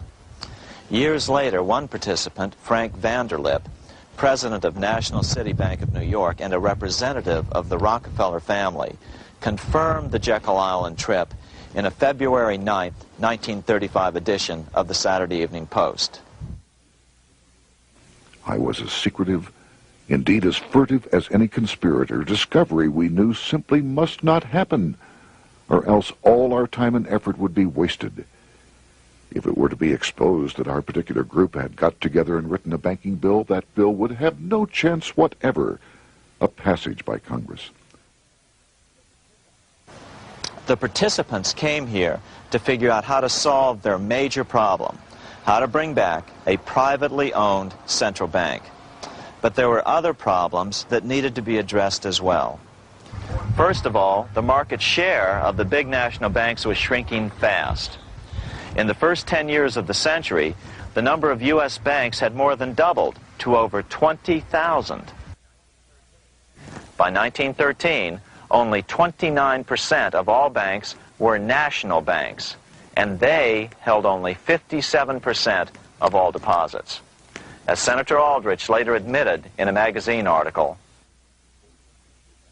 before passage of this act, the New York bankers could only dominate the reserves of New York. Now, we are able to dominate the bank reserves of the entire country. Therefore, something had to be done to bring these new banks under their control. As John D. Rockefeller put it, quote, "Competition is sin," close quote. Secondly, the nation's economy was so strong that corporations were starting to finance their expansions out of profits instead of taking out huge loans from large banks. In the first 10 years of the new century, 70% of corporate funding came from profits. In other words, American industry was becoming independent of the money changers, and that trend had to be stopped. All the participants knew that these problems could be hammered out into a workable solution, but perhaps their biggest problem was a public relations problem, the name of the new bank.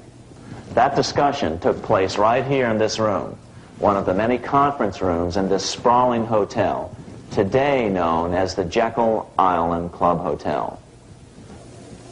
Aldrich believed that the word bank should not even appear in the name.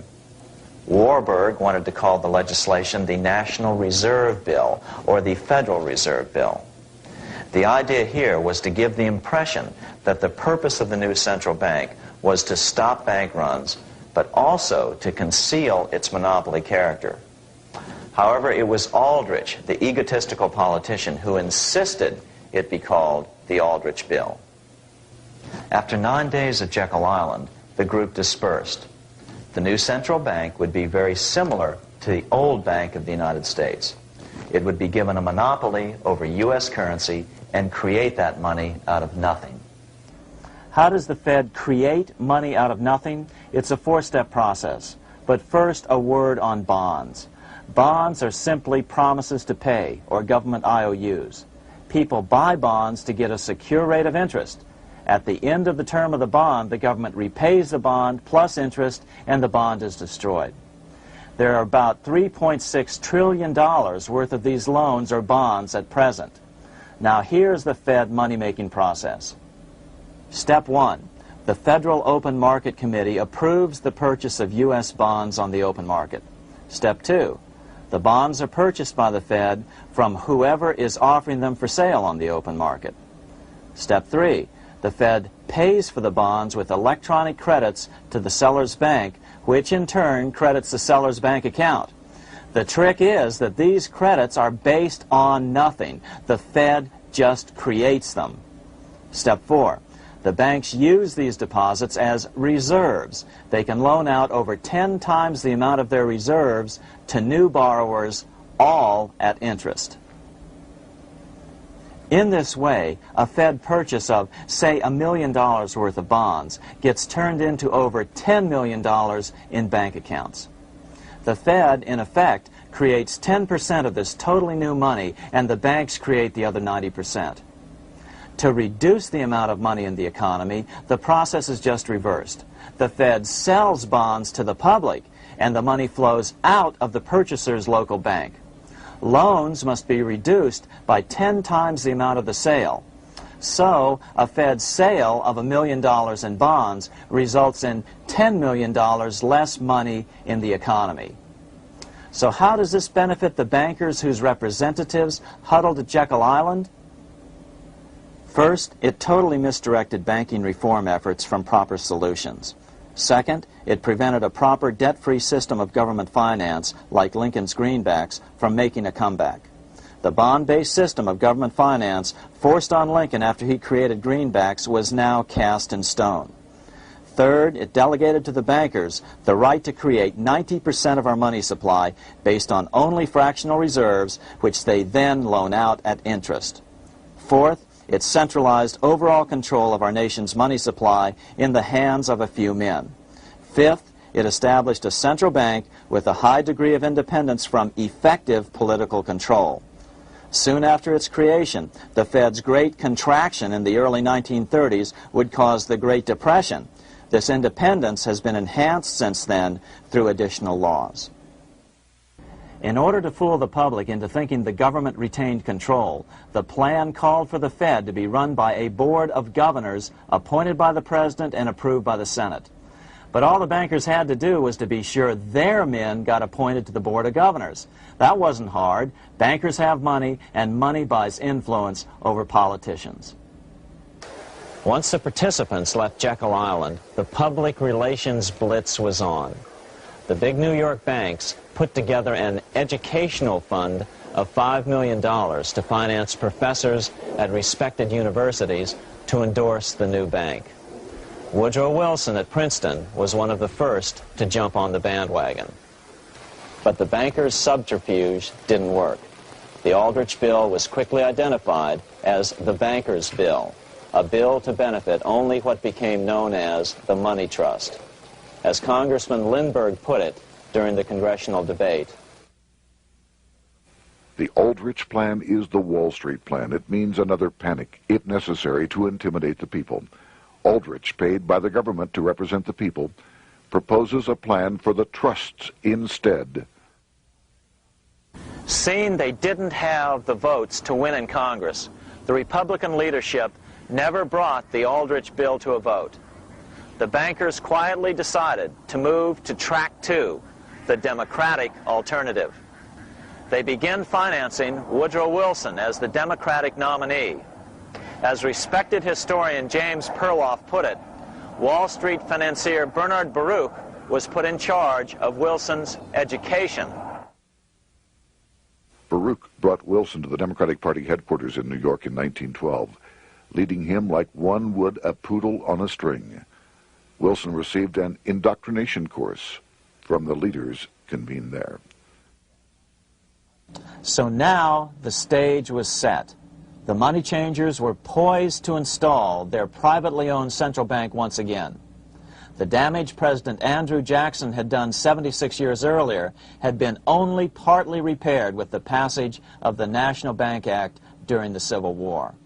Since then, the battle had raged on across the decades. The Jacksonians became the greenbackers, who became the hardcore supporters of William Jennings Bryan. With Bryan leading the charge, these opponents of the money changers, ignorant of Baruch's tutelage, now threw themselves behind Democrat Woodrow Wilson. They and Bryan would soon be betrayed.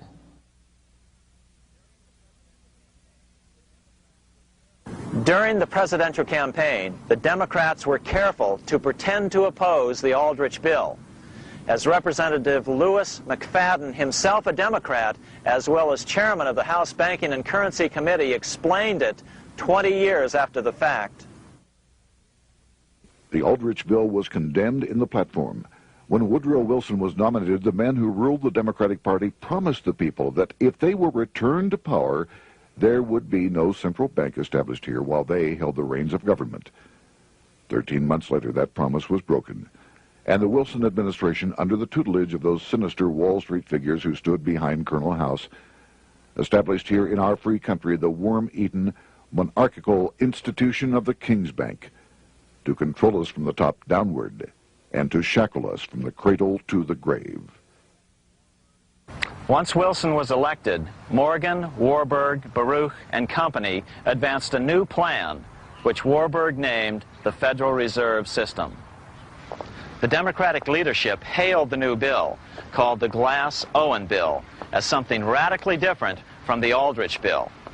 But in fact, the bill was virtually identical in every important detail.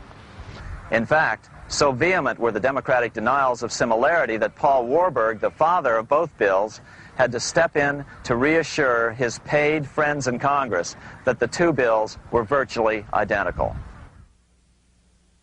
Brushing aside the external differences affecting the shells, we find the kernels of the two systems very closely resembling and related to one another. But that admission was for private consumption only.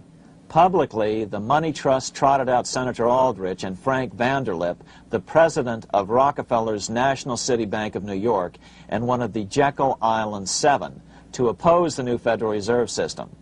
Years later, however, Vanderlip admitted in the Saturday Evening Post that the two measures were virtually identical.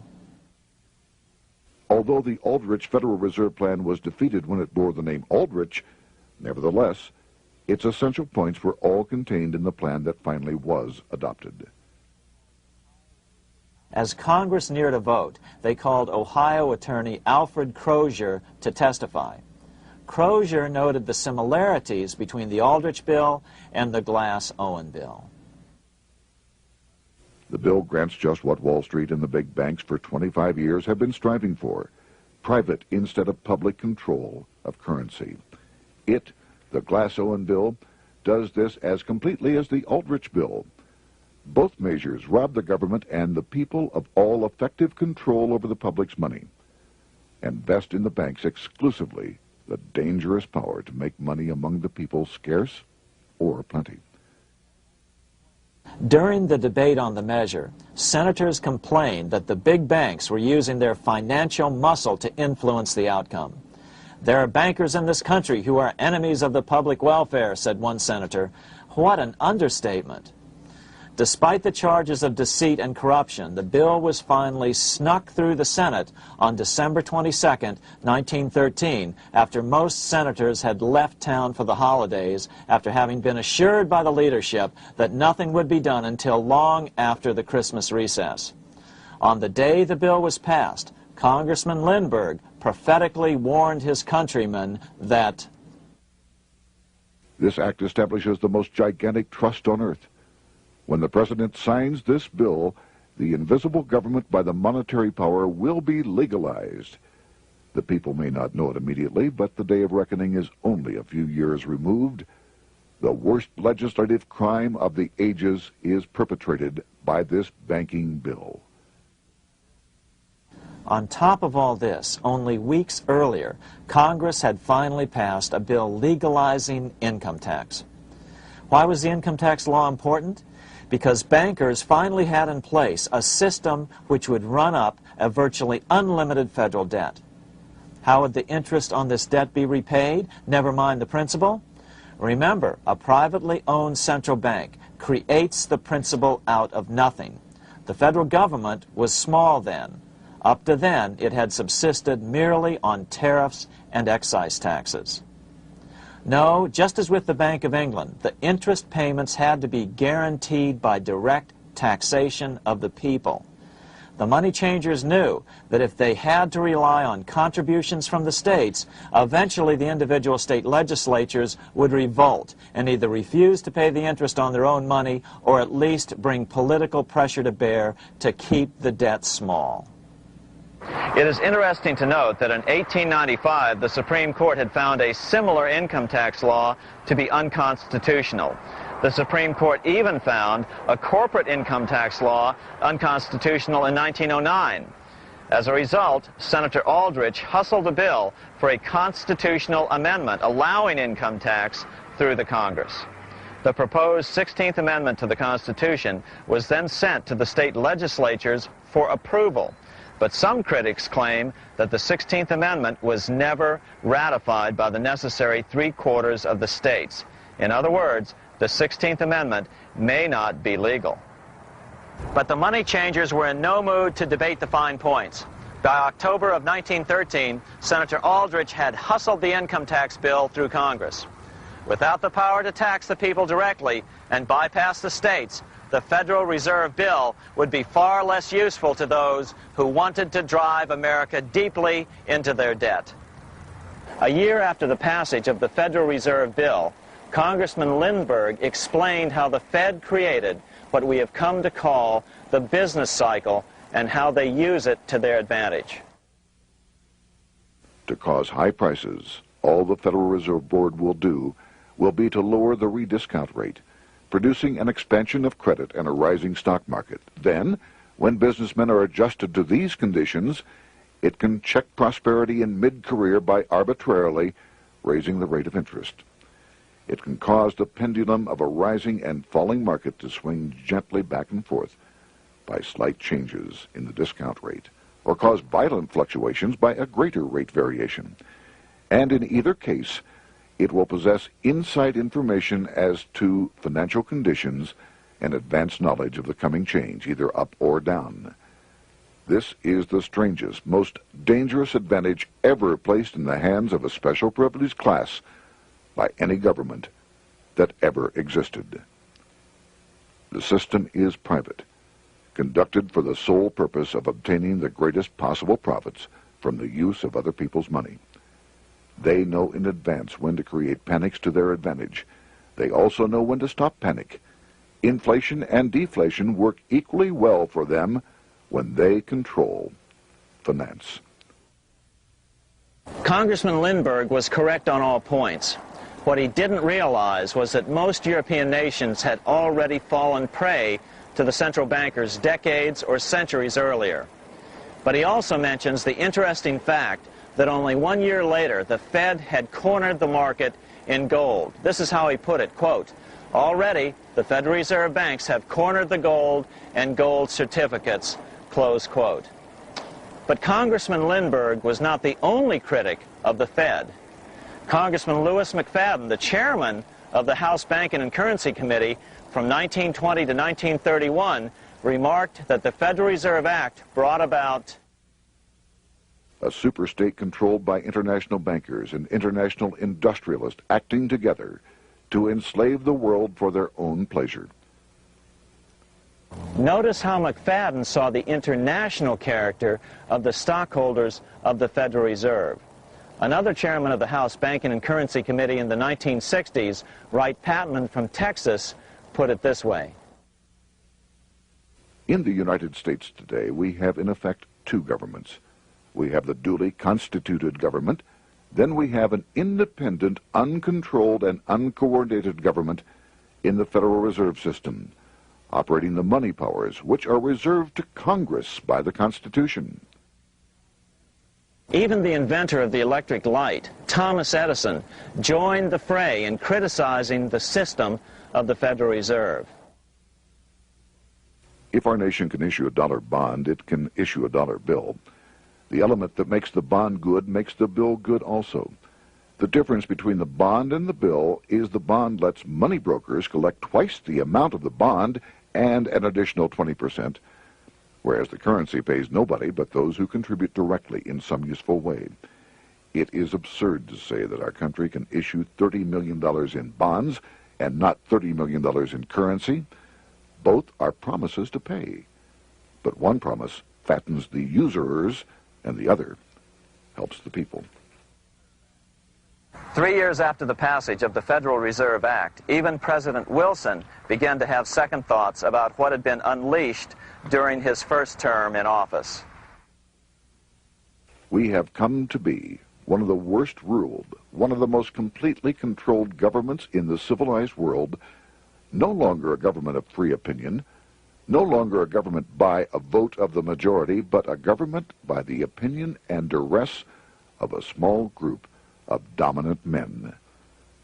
Some of the biggest men in the United States in the field of commerce and manufacture are afraid of something. They know that there is a power somewhere so organized, so subtle, so watchful, so interlocked, so complete, so pervasive, that they had better not speak above their breath when they speak in condemnation of it. Before his death in 1924, President Wilson realized the full extent of the damage he had done to America when he confessed, "I have unwittingly ruined my government." So finally, the money changers, those who profit by manipulating the amount of money in circulation, had their privately owned central bank installed again in America.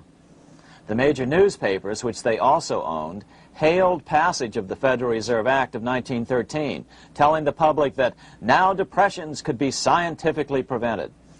The fact of the matter was that now depressions could be scientifically created.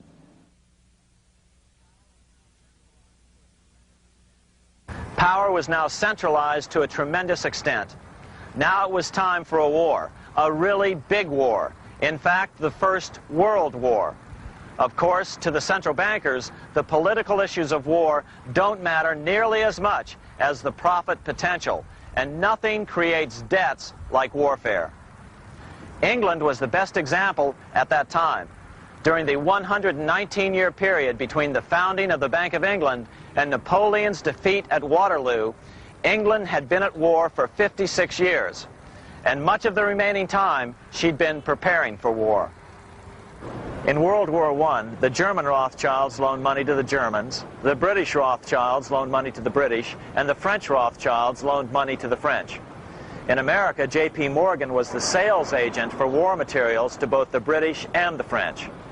In fact, 6 months into the war, Morgan became the largest consumer on earth, spending $10 million a day.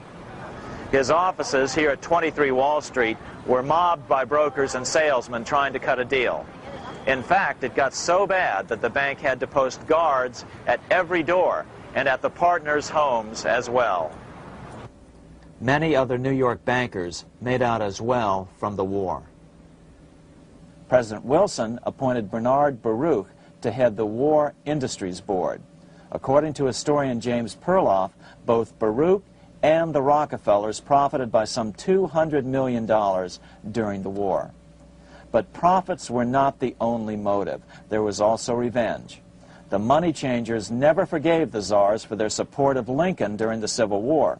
Also, Russia was the last major European nation to refuse to give in to the privately owned central bank scheme. 3 years after World War I broke out, the Russian Revolution toppled the Tsar and installed the scourge of communism. Jacob Schiff of Kuhn Loeb and Company bragged from his deathbed that he had spent $20 million towards the defeat of the Tsar. Money was funneled from England to support the revolution as well.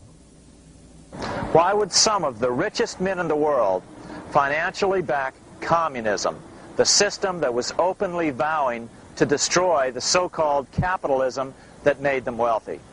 Researcher Gary Allen explained it this way. If one understands that socialism is not a share the wealth program, but is in reality a method to consolidate and control the wealth, then the seeming paradox of super-rich men promoting socialism becomes no paradox at all. Instead, it becomes logical, even the perfect tool of power-seeking megalomaniacs. Communism, or more accurately socialism, is not a movement of the downtrodden masses, but of the economic elite. As W. Cleon Skousen put it, In his 1970 book, The Naked Capitalist, power from any source tends to create an appetite for additional power. It was almost inevitable that the super-rich would one day aspire to control not only their own wealth, but the wealth of the whole world. To achieve this, they were perfectly willing to feed the ambitions of the power-hungry political conspirators who were committed to the overthrow of all existing governments and the establishments of a central worldwide dictatorship. but what if these revolutionaries get out of control and try to seize power from the super-rich? After all, it was Mao Zedong who in 1938 stated his position concerning power. Political power grows out of the barrel of a gun. The Wall Street, London axis elected to take the risk. The master planners attempted to control revolutionary communist groups by feeding them vast quantities of money when they obeyed, and contracting their money supply, or even financing their opposition if they got out of control. Lenin began to understand that although he was the absolute dictator of the new Soviet Union, he was not pulling the financial strings. Someone else was silently in control. The state does not function as we desired. The car does not obey. A man is at the wheel and seems to lead it, but the car does not drive in the desired direction. It moves as another force wishes.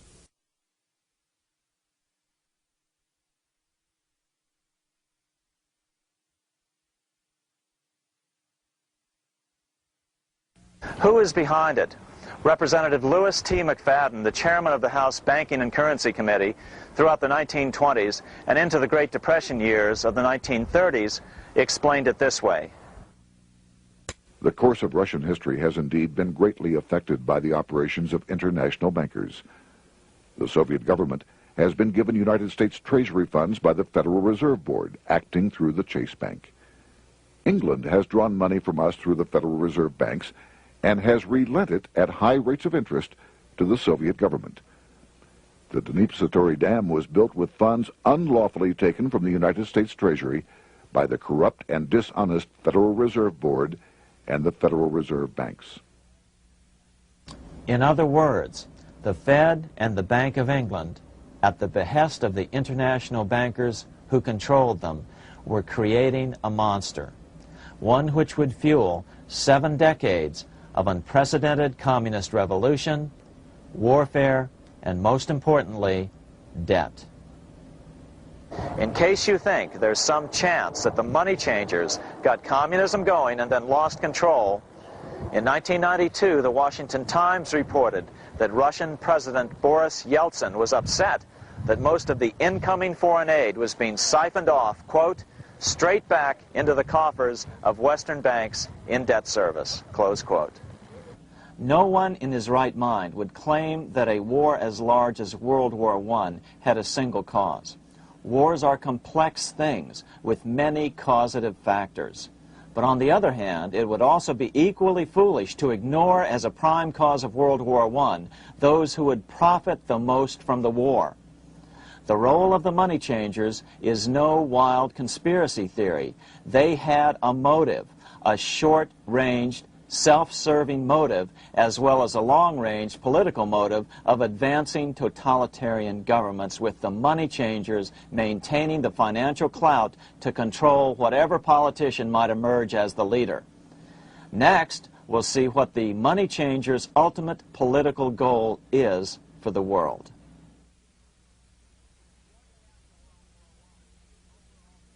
Shortly after World War I, the overall political agenda of the money changers began to be clear. Now that they controlled national economies individually, the next step was the ultimate form of consolidation, world government. The new world government proposal was given top priority at the Paris Peace Conference after World War I. It was called the League of Nations. But much to the surprise of Paul Warburg and Bernard Baruch, who attended the peace conference with President Wilson, the world was not yet ready to dissolve national boundaries. Nationalism still beats strong in the human breast. For example, Lord Curzon, the British Foreign Secretary, called the League of Nations a good joke, even though it was the stated policy of the British government to support it. To the humiliation of President Wilson, the U.S. Congress wouldn't ratify the League either, despite the fact that it had been ratified by many other nations. Without money flowing from the U.S. Treasury, the League died. After World War I, the American public had grown tired of the internationalist policies of Democrat Woodrow Wilson. In the presidential election of 1920, Republican Warren Harding won a landslide victory with over 60% of the vote. Harding was an ardent foe of both Bolshevism and the League of Nations. His election, which opened a 12-year run of Republican presidents in the White House, led to an unprecedented era of prosperity known as the Roaring Twenties. Despite the fact that the war had brought America a debt 10 times larger than its Civil War debt, still the American economy surged. Gold had poured into the country during the war, and it continued to do so afterwards. In the early 1920s, the governor of this bank, the Federal Reserve Bank of New York, a man named Benjamin Strong, met frequently with the secretive and eccentric governor of the Bank of England, Montague Norman. Norman was determined to replace the gold England had lost to the U.S. during World War I and return the Bank of England to its former position of dominance in world finance. On top of that, rich with gold, the American economy might get out of control again, just like it had done after the Civil War. During the next 8 years, under the presidencies of Harding and Coolidge, the huge federal debt built up during World War I was cut by 38%, down to $16 billion, the greatest percentage drop in U.S. history. During the election of 1920, Warren Harding and Calvin Coolidge ran against James Cox, the governor of Ohio, and the little-known Franklin D. Roosevelt, who had previously risen to no higher post than President Wilson's Assistant Secretary of the Navy. After his inauguration, Harding moved quickly to formally kill the League of Nations. Then he quickly moved to reduce domestic taxes while raising tariffs to record heights. Now, this was a revenue policy of which most of the Founding Fathers would certainly have approved. His second year in office, Harding took ill on a train trip in the West and suddenly died. Although no autopsy was performed, the cause was said to be either pneumonia or food poisoning. When Coolidge took over, he continued Harding's domestic economic policy of high tariffs on imports while cutting income taxes. As a result, the economy grew at such a rate that net revenue still increased. Now that had to be stopped. So just as they'd done so frequently before, the money changers decided it was time to crash the American economy. The Federal Reserve began flooding the country with money. They increased the money supply by 62% during these years. Money was plentiful. This is why it was known as the Roaring Twenties. Before his death in 1919, former President Teddy Roosevelt warned the American people what was going on. As reported in the March 27, 1922 edition of the New York Times, Roosevelt said, "These international bankers and Rockefeller Standard Oil interests control the majority of newspapers and the columns of these papers to club into submission or drive out of public office officials who refuse to do the bidding of the powerful, corrupt cliques which compose the invisible government." Just one day before, in the New York Times, the mayor of New York, John Hylan, quoted Roosevelt and blasted those he saw as taking control of America, its political machinery, and its press. The warning of Theodore Roosevelt has much timeliness today, for the real menace of our republic is this invisible government which, like a giant octopus, sprawls its slimy length over city, state, and nation. It seizes in its long and powerful tentacles our executive officers, our legislative bodies, our schools, our courts, our newspapers, and every agency created for the public protection. To depart from mere generalizations, let me say that at the head of this octopus are the Rockefeller Standard Oil interest and a small group of powerful banking houses generally referred to as the international bankers. The little coterie of powerful international bankers virtually run the United States government for their own selfish purposes. They practically control both parties, write political platforms, make cat's paws of party leaders, use the leading men of private organizations, and resort to every device to place in nomination for high public office only such candidates as will be amenable to the dictates of corrupt big business. These international bankers and Rockefeller Standard Oil interests control the majority of newspapers and magazines in this country. Why didn't people listen to such strong warnings and demand that Congress reverse its 1913 passage of the Federal Reserve Act? Because remember, it was the 1920s. A steady increase in bank loans contributed to a rising market. In other words, just as it is today, in times of prosperity, no one wants to worry about economic issues. But there was a dark side to all this prosperity. Businesses expanded and became strung out on credit. Speculation in the booming stock market became rampant. Although everything looked rosy, it was a castle made of sand. When all was in readiness, in April of 1929, Paul Warburg, the father of the Federal Reserve, sent out a secret advisory warning his friends that a collapse and nationwide depression was certain. In August of 1929, the Fed began to tighten money. It is not a coincidence that the biographies of all the Wall Street giants of that era, John D. Rockefeller, J.P. Morgan, Bernard Baruch, etc., all marvel that they got out of the stock market just before the crash and put all their assets in cash or gold. On October 24th, 1929, the big New York bankers called in their 24-hour broker call loans.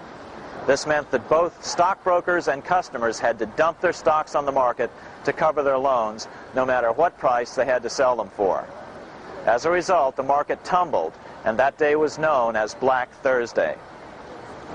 According to John Kenneth Galbraith, writing in The Great Crash, 1929, at the height of the selling frenzy, Bernard Baruch brought Winston Churchill into the visitors' gallery of the New York Stock Exchange here to witness the panic and impress him with his power over the wild events down on the floor. Congressman Louis McFadden, chairman of the House Committee on Banking and Currency from 1920 to 1931, knew who to blame. He accused the Fed and the international bankers of orchestrating the crash. It was not accidental. It was a carefully contrived occurrence. The international bankers sought to bring about a condition of despair here so that they might emerge as rulers of us all. But McFadden went even farther. He openly accused them of causing the crash in order to steal America's gold. In February 1931, in the midst of the Depression, he put it this way. I think it can hardly be disputed that the statesmen and financiers of Europe are ready to take almost any means to reacquire rapidly the gold stock which Europe lost to America as the result of World War I. Curtis Dahl, a broker for Lehman Brothers, was on the floor of the New York Stock Exchange the day of the crash. In his 1970 book, FDR, My Exploited Father-in-Law, he explained that the crash was triggered by the planned sudden shortage of call money in the New York money market. Actually, it was the calculated shearing of the public by the world money powers triggered by the planned sudden shortage of call money in the New York money market. Within a few weeks, $3 billion of wealth simply seemed to vanish. Within a year, $40 billion had been lost. But did it really disappear? Or was it simply consolidated in fewer hands? And what did the Federal Reserve do? Instead of moving to help the economy out by quickly lowering interest rates to stimulate the economy, the Fed continued to brutally contract the money supply further, deepening the Depression. Between 1929 and 1933, the Fed reduced the money supply by an additional 33%. Although most Americans have never heard that the Fed was the cause of the Depression, this is well known among top economists. Milton Friedman, the Nobel Prize-winning economist now of Stanford University, said the same thing in a National Public Radio interview in January of 1996. The Federal Reserve definitely caused the Great Depression by contracting the amount of currency in circulation by 1/3 from 1929 to 1933. But the money lost by most Americans during the Depression didn't just vanish. It was just redistributed into the hands of those who had gotten out just before the crash and had purchased gold, which is always a safe place to put your money just before a depression. But America's money also went overseas. Incredibly, as President Hoover was heroically trying to rescue banks and prop up businesses, with millions of Americans starving as the Great Depression deepened, millions of dollars were being spent rebuilding Germany from damage sustained during World War I. 8 years before Hitler would invade Poland, Representative Louis McFadden, chairman of the House Banking and Currency Committee, warned Congress that Americans were paying for Hitler's rise to power. After World War I, Germany fell into the hands of the German international bankers. Those bankers bought her, and they now own her lock, stock, and barrel. They have purchased her industries, they have mortgages on her soil, they control her production, they control all her public utilities. The international German bankers have subsidized the present government of Germany, and they have also supplied every dollar of the money Adolf Hitler has used in his lavish campaign to build up a threat to the government of Brüning. When Brüning fails to obey the orders of the German international bankers, Hitler is brought forth to scare the Germans into submission. Through the Federal Reserve Board, over $30 billion of American money has been pumped into Germany. You have all heard of the spending that's taken place in Germany. Modernistic dwellings, her great planetariums, her gymnasiums, her swimming pools, her fine public highways, her perfect factories. All this was done on our money. All this was given to Germany through the Federal Reserve Board. The Federal Reserve Board has pumped so many billions of dollars into Germany that they dare not name the total. Franklin D. Roosevelt was swept into office during the 1932 presidential election. Once Roosevelt was in office, however, sweeping emergency banking measures were immediately announced, which did nothing but increase the Fed's power over the money supply. Then, and only then, did the Fed finally begin to loosen the purse strings and feed new money out to the starving American people. At first, Roosevelt railed against the money changers as being the cause of the Depression. Believe it or not, this is what he said on March 4th, 1933, in his inaugural address. Practices of the unscrupulous money changers stand indicted in the court of public opinion, rejected by the hearts and minds of men. The money changers have fled from their high seats in the temple of our civilization.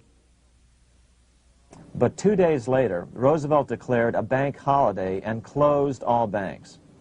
Later that year, Roosevelt outlawed private ownership of all gold bullion and all gold coins with the exception of rare coins. Most of the gold in the hands of the average American was in the form of gold coins. The new decree was, in effect, a confiscation. Those who didn't comply risk as much as 10 years in prison and a $10,000 fine, the equivalent of $100,000 today. Out in small-town America, some people didn't trust Roosevelt's order. Many were torn between keeping their hard-earned wealth or obeying the government.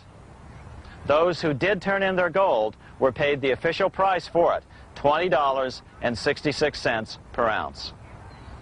So unpopular was the confiscation order that no one anywhere in government would take credit for authoring it. No congressman claimed it. At the signing ceremony, President Roosevelt made it clear to all present that he was not the author of it and publicly stated that he had not ever read it. Even his Secretary of the Treasury said he'd never read it either, saying it was, quote, what the experts wanted. Roosevelt convinced the public to give up their gold by saying that pooling the nation's resources was necessary to get America out of the Depression. With great fanfare, he ordered a new bullion depository built to hold the mountain of gold the U.S. government was illegally confiscating. By 1936, the U.S. bullion depository at Fort Knox was completed, and in January 1937, the gold began to flow into it. The rip-off of the ages was about to proceed. In 1935, once the gold had all been turned in, the official price of gold was suddenly raised to $35 per ounce. But the catch was, only foreigners could sell their gold at the new higher price. The money changers who had heeded Warburg's note and gotten out of the stock market just before the crash and bought gold at $20.66 per ounce, then shipped it to London, could now bring it back and sell it back to the government, nearly doubling their money while the average American starved. The Fort Knox Bullion Depository sits here in the middle of the Fort Knox Military Reservation, 30 miles southwest of Louisville, Kentucky. This was as close as we were permitted to get to the depository despite years of letters from members of Congress to allow our film crew inside. The 4-acre grounds immediately surrounding the building are guarded by an electrified steel fence, an open moat, and 4 machine-gun-armed guard pillboxes at the structure's corners. When the gold began arriving on January 13, 1937, there was unprecedented security. Thousands of official guests watched the arrival of a 9-car train from Philadelphia, guarded by armed soldiers, postal inspectors, Secret Servicemen, and guards from the U.S. Mint. It was all great theater.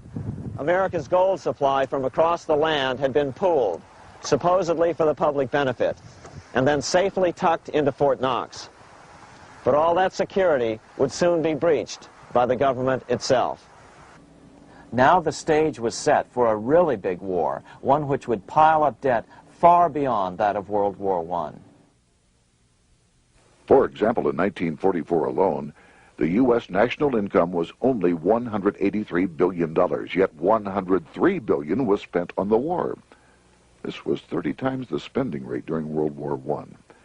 In fact, the American taxpayer picked up 55% of the total Allied cost of the war. But equally important, virtually every nation involved in World War II greatly multiplied their debt. In the U.S., for example, federal debt went from $43 billion in 1940 up to $257 billion in 1950, an increase of 598%. Between 1940 and 1950, Japanese debt swelled 1,348%. French debt grew 583%, and Canadian debt soared 417%. After the war, the world was now divided into 2 economic camps: communist command economies on the one hand versus monopoly capitalists on the other, set to fight it out in one perpetual and highly profitable arms race.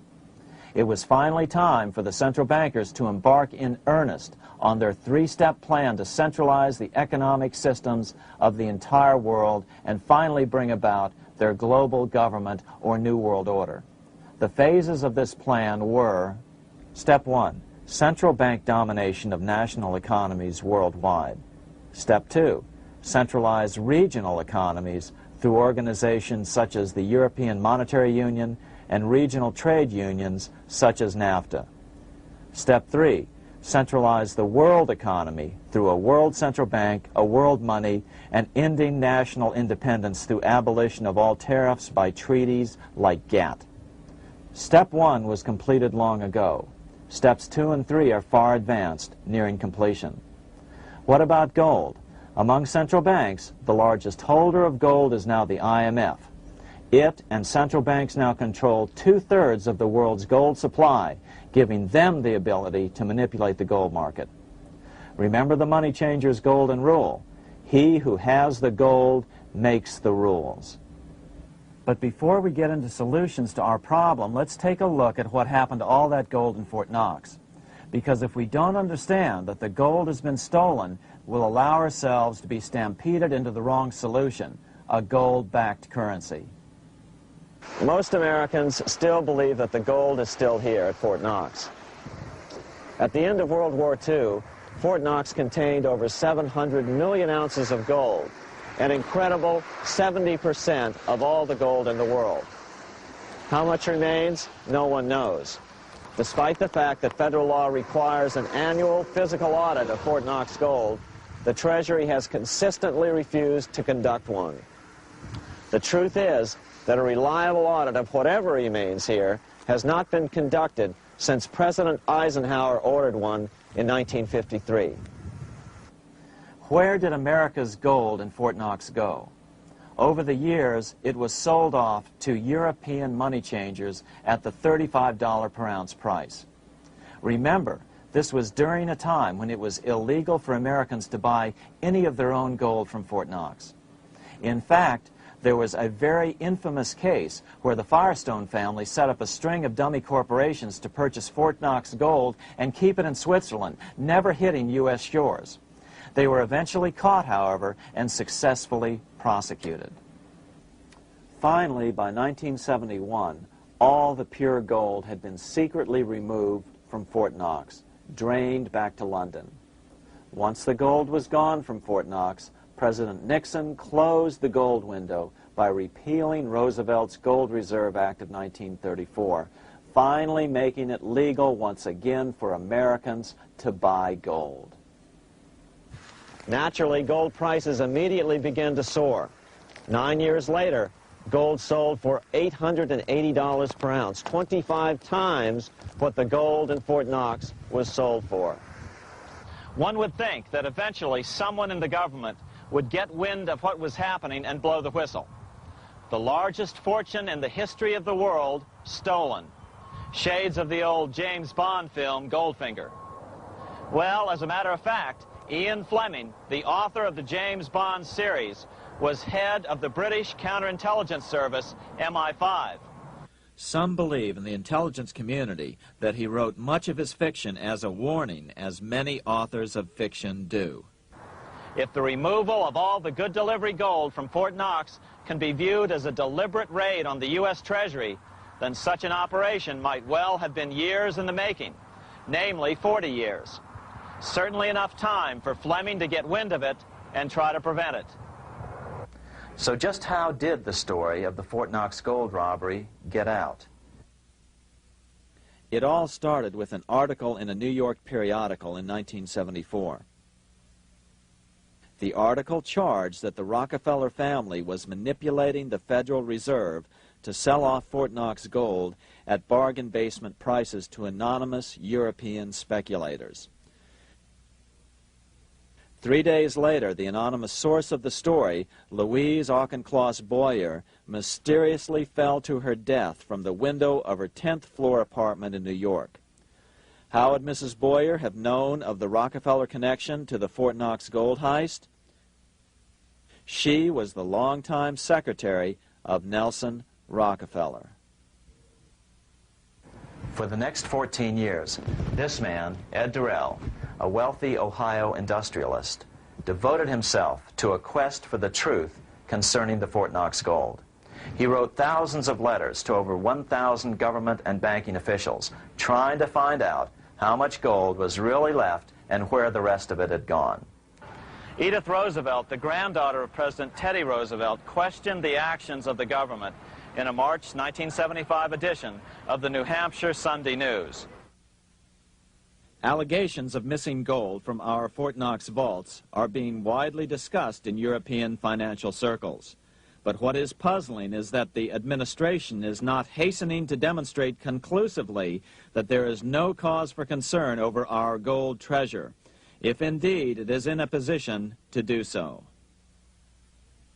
Unfortunately, Ed Durrell never did accomplish his primary goal, a full audit of the gold reserves in Fort Knox. It's incredible that the world's greatest treasure has had little accounting or auditing. This gold belonged to the American people, not the Federal Reserve and their foreign owners. One thing is certain, the government could blow all of this speculation away in a few days with a well-publicized audit under the searing lights of media cameras. It has chosen not to do so. One must conclude that they are afraid of the truth such an audit would reveal. What is the government so afraid of? Here's the answer. When President Ronald Reagan took office in 1981, his conservative friends urged him to study the feasibility of returning to a gold standard as the only way to curb government spending. It sounded like a reasonable alternative, so President Reagan appointed a group of men called the Gold Commission to study the situation and report back to Congress. What Reagan's Gold Commission reported back to Congress in 1982 was the following shocking revelation concerning gold. The U.S. Treasury owned no gold at all. All the gold that was left in Fort Knox was now owned by the Federal Reserve, a group of private bankers, as collateral against the national debt. The truth of the matter is that never before has so much money been stolen from the hands of the general public and put into the hands of a small group of private investors, the money changers.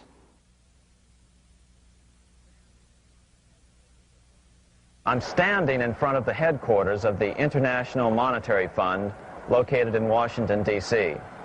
Across the street, right over there, is the headquarters of the World Bank. What are these organizations and who controls them? And most importantly, are they about to create a huge worldwide depression? Let us step back in time for a moment to the aftermath of World War I. People were tired of war, so under the guise of peacemaking, the international bankers devised a plan to consolidate power even further.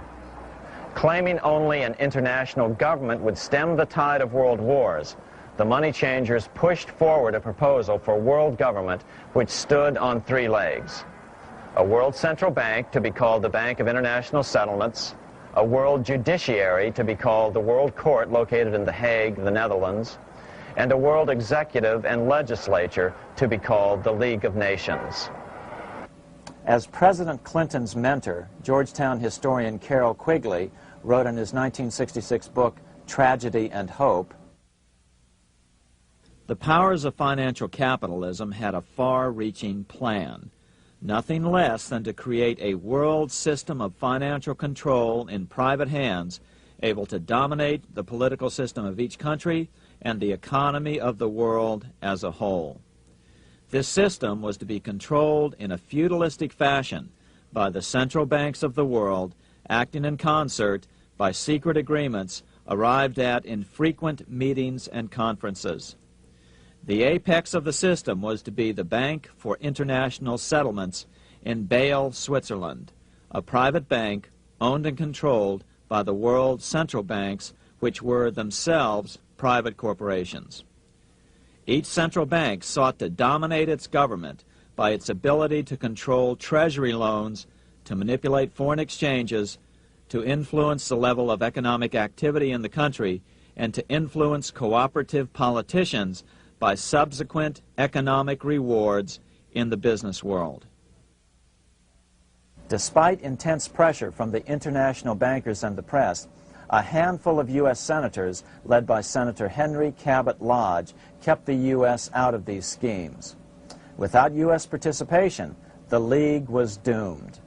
Incredibly, even though the U.S. rejected the World Central Bank, the BIS, the New York Federal Reserve ignored its government and arrogantly sent representatives to Switzerland to participate in the central bankers' meeting right up until 1994, when the U.S. was finally officially dragged into it. Their world government schemes thwarted, the bankers resorted to the old formula, another war to wear down the resistance to world government while reaping handsome profits.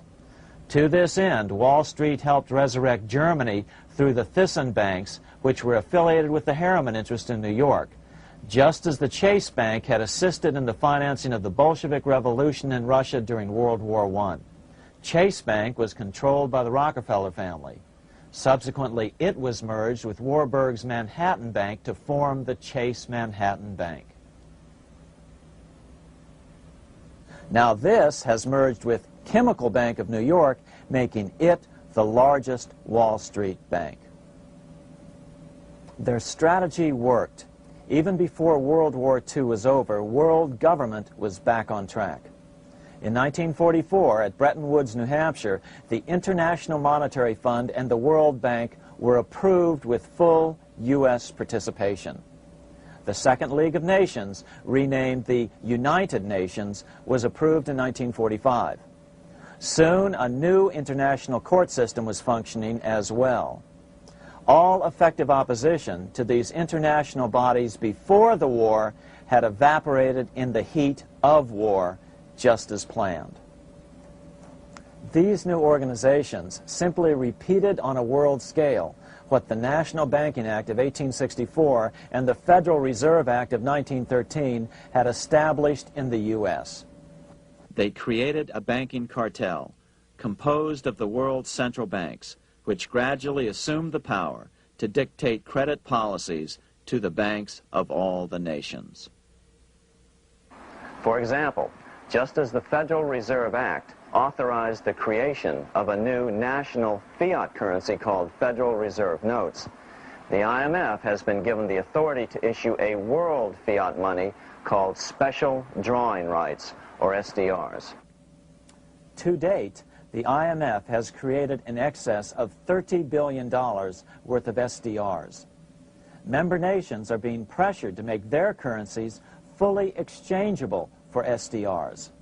In 1968, Congress approved laws authorizing the Fed to accept SDRs as reserves in the U.S. and to issue Federal Reserve notes in exchange for SDRs. What does that mean? It means that in the U.S., SDRs are already a part of our lawful money. And what about gold? SDRs are already partially backed by gold. And with 2/3 of world gold now in the hands of central banks, the money changers can go about structuring the world's economic future in whichever way they deem most profitable. Keep in mind, just as the Fed is controlled by its Board of Governors, the IMF is controlled by its Board of Governors, which are either the heads of the different central banks or the heads of the various national treasury departments dominated by their central banks. Voting power in the IMF gives the U.S. and the UK, that is to say the Fed and the Bank of England, effective control. Just as the Fed controls the amount of money in the U.S., the BIS, IMF, and World Bank control the money supply for the world. So we see the repetition of the old goldsmith's fraud replicated on the national scale with central banks like the Fed and on the international scale by the three arms of the world central bank. Is this organization of the BIS, the IMF, and the World Bank, which we refer to collectively as the World Central Bank, presently expanding and contracting world credit? Yes. Regulations put into effect in 1988 by the BIS required the world's bankers to raise their capital and reserves to 8% of liabilities by 1992. Increased capital requirements put an upper limit to the fractional reserve lending, similar to the way cash reserve requirements do. What has this seemingly insignificant regulation made in a Swiss city 8 years ago meant to the world? It means our banks cannot loan more and more money to buy more and more time before the next depression, as a maximum loan ratio is now set. It means those nations with the lowest bank reserves in their systems have already felt the terrible effects of this credit contraction as their banks scrambled to raise money to increase their reserves to 8%. To raise the money, they had to sell stocks, which depressed their stock markets and began the depression first in their countries. Japan, which in 1988 had among the lowest capital and reserve requirements and thus was the most affected by the regulation, has experienced a financial crash which began almost immediately in 1989, which has wiped out a staggering 50% of the value of its stock market since 1990 and 60% of the value of its commercial real estate. The Bank of Japan has lowered its interest rates to 0.5%, practically giving away money to resurrect the economy, but still the depression worsens. Due to the $20 billion U.S. bailout of Mexico, the financial collapse in that nation is already known here. Yet despite the bailout, the economy continues to be a disaster. One huge debt after another is rolled over as new loans are being made simply to enable Mexico to pay the interest on the old loans. In the south of Mexico, the poor have been in open revolt as every spare peso is being siphoned out of the country to make interest payments. It is important to note that a radical transfer of power is taking place as nations become subservient to a supranational world central bank controlled by a handful of the world's richest bankers. As the IMF creates more and more SDRs by the stroke of a pen on IMF ledgers, more and more nations borrow them to pay interest on their mounting debts and gradually fall under the control of the faceless bureaucrats of the World Central Bank. As the worldwide depression worsens and spreads, this will give the World Central Bank the power of economic life and death over these nations. It will decide which nations will be permitted to receive further loans and which nations will starve. Despite all the rhetoric about development and the alleviation of poverty, the result is a steady transfer of wealth from the debtor nations to the money changers' central banks which control the IMF and the World Bank. For example, in 1992, the Third World debtor nations, which borrowed from the World Bank, paid $198 million more to the central banks of the developed nations for World Bank-funded purposes than they received from the World Bank. All this increases their permanent debt in exchange for temporary relief of poverty caused by prior borrowings. Already, these repayments exceed the amount of the new loans. By 1992, Africa's external debt had reached $290 billion, 2.5 times greater than in 1980, resulting in skyrocketing infant mortality rates and unemployment, deterioration of schools, housing, and the general health of the people. The entire world faces the immeasurable suffering already destroying the Third World and now Japan, all for the benefit of the money changers. As one prominent Brazilian politician put it, "The Third World War has already started. It is a silent war, not for that reason any less sinister. The war is tearing down Brazil, Latin America, and practically all the Third World. Instead of soldiers dying, there are children. It is a war over the Third World debt, one which has as its main weapon interest, a weapon more deadly than the atom bomb, more shattering than a laser beam."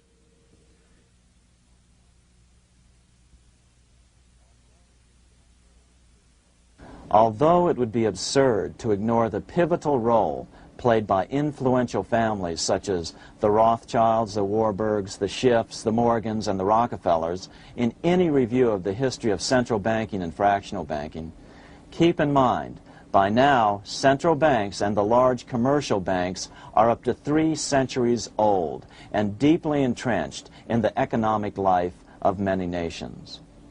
These banks are no longer dependent on clever individuals such as a Nathan Rothschild. Years ago, the question of ownership was important, but no longer. For example, both the Bank of England and the Bank of France were nationalized after World War II, and nothing changed, nothing at all. They endure and continue to grow, now protected by numerous laws, paid politicians, and mortgaged media, untouched by the changing of generations. 3 centuries have given them an aura of respectability. The old school tie is now worn by the 6th generation son, who's been raised in a system that he may never question as he is named to serve on the governing boards of countless philanthropic organizations. To focus attention today on individuals or families, or to attempt to sort out the current holders of power, serves little useful purpose and would be a distraction from the cure. The problem is far bigger than that. It is the corrupt banking system that was and is being used to consolidate vast wealth into fewer and fewer hands that is our current economic problem. Change the names of the main players now, and the problem will neither go away nor even miss a beat. Likewise, among the hordes of bureaucrats working in the World Bank, central banks, and international banks, only a tiny fraction have any idea of what's really going on. No doubt they'd be horrified to learn that their work is contributing to the terrible impoverishment and gradual enslavement of mankind to a few incredibly rich plutocrats. So really, there's no use in emphasizing the role of individuals anymore. And the problem even transcends the normal spectrum of political right and left. Both communism and socialism, as well as monopoly capitalism, have been used by the money changers. Today, they profit from either side of the new political spectrum. The big government, welfare state on the so-called left wing versus the neoconservative, laissez-faire capitalists who want big government totally out of their lives on the right wing. Either way, the bankers win. Monetary reform is the most important political issue facing this nation. That clarified, let's proceed to the conclusions in the spirit Lincoln declared, with malice towards none, with charity towards all. At the start of this video, we ask a number of troubling questions. Let's be sure we've answered them. What's going on in America today? Why are we over our heads in debt? Why can't the politicians bring debt under control? Why are we over our heads in debt? Because we're laboring under a debt money system that is designed and controlled by private bankers. Now, some will argue that the Federal Reserve System is a quasi-governmental agency. But the President appoints only 2 of the 7 members of the Federal Reserve Board of Governors every 4 years. And he appoints them to 14-year terms, far longer than his own. The Senate does confirm those appointments, but the whole truth is that the President wouldn't dare appoint anyone to that board of whom Wall Street does not approve. Of course, this does not preclude the possibility that some honorable men may be appointed to the Board of Governors. But the fact is that the Fed is specifically designed to operate independently of our government, as are nearly all other central banks. Some argue that the Fed promotes monetary stability. We saw the current head of the Bank of England, Eddie George, claim that this was the most important role of a central bank. In fact, the Fed's record of stabilizing the economy shows it to be a miserable failure in this regard.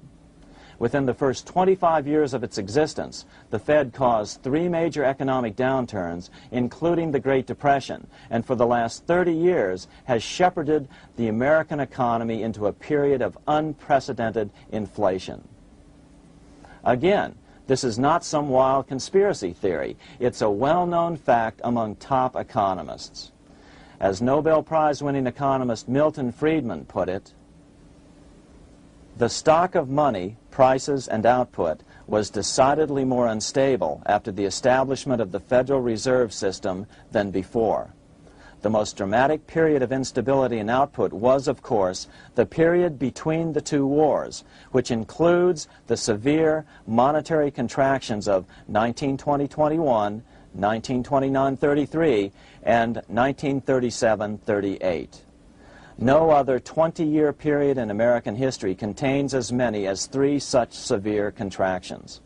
This evidence persuades me that at least a third of the price rise during and just after World War I is attributable to the establishment of the Federal Reserve System, and that the severity of each of the major contractions, 1920-21, 1929-33, and 1937-38, is directly attributable to acts of commission and omission by the reserve authorities.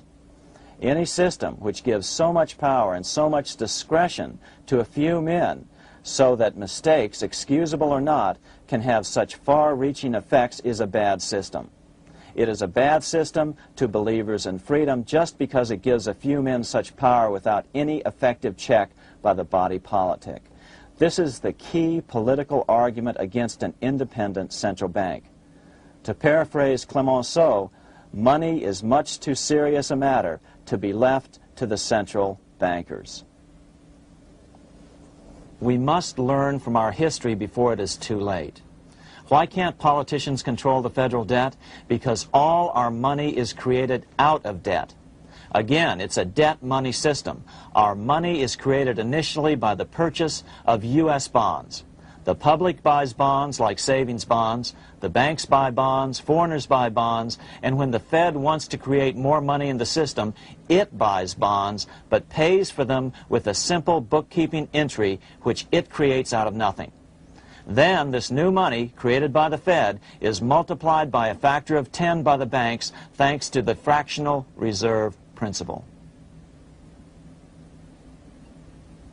So although the banks don't create currency, they do create checkbook money or deposits by making new loans. They even invest some of this created money. In fact, over $1 trillion of this privately created money has been used to purchase U.S. bonds on the open market, which provides the banks with roughly $50 billion in interest, risk-free, each year, less the interest they pay to some depositors. In this way, through fractional reserve lending, banks create over 90% of the money and therefore cause over 90% of our inflation. What can we do about all this? Fortunately, there's a way to fix the problem fairly easily, speedily, and without any serious financial problems.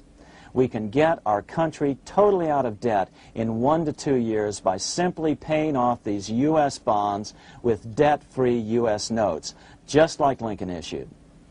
Of course, that by itself would create tremendous inflation, since our currency is presently multiplied by the fractional reserve banking system. But here's the ingenious solution, advanced in part by Milton Friedman, to keep the money supply stable and avoid inflation and deflation while the debt is retired.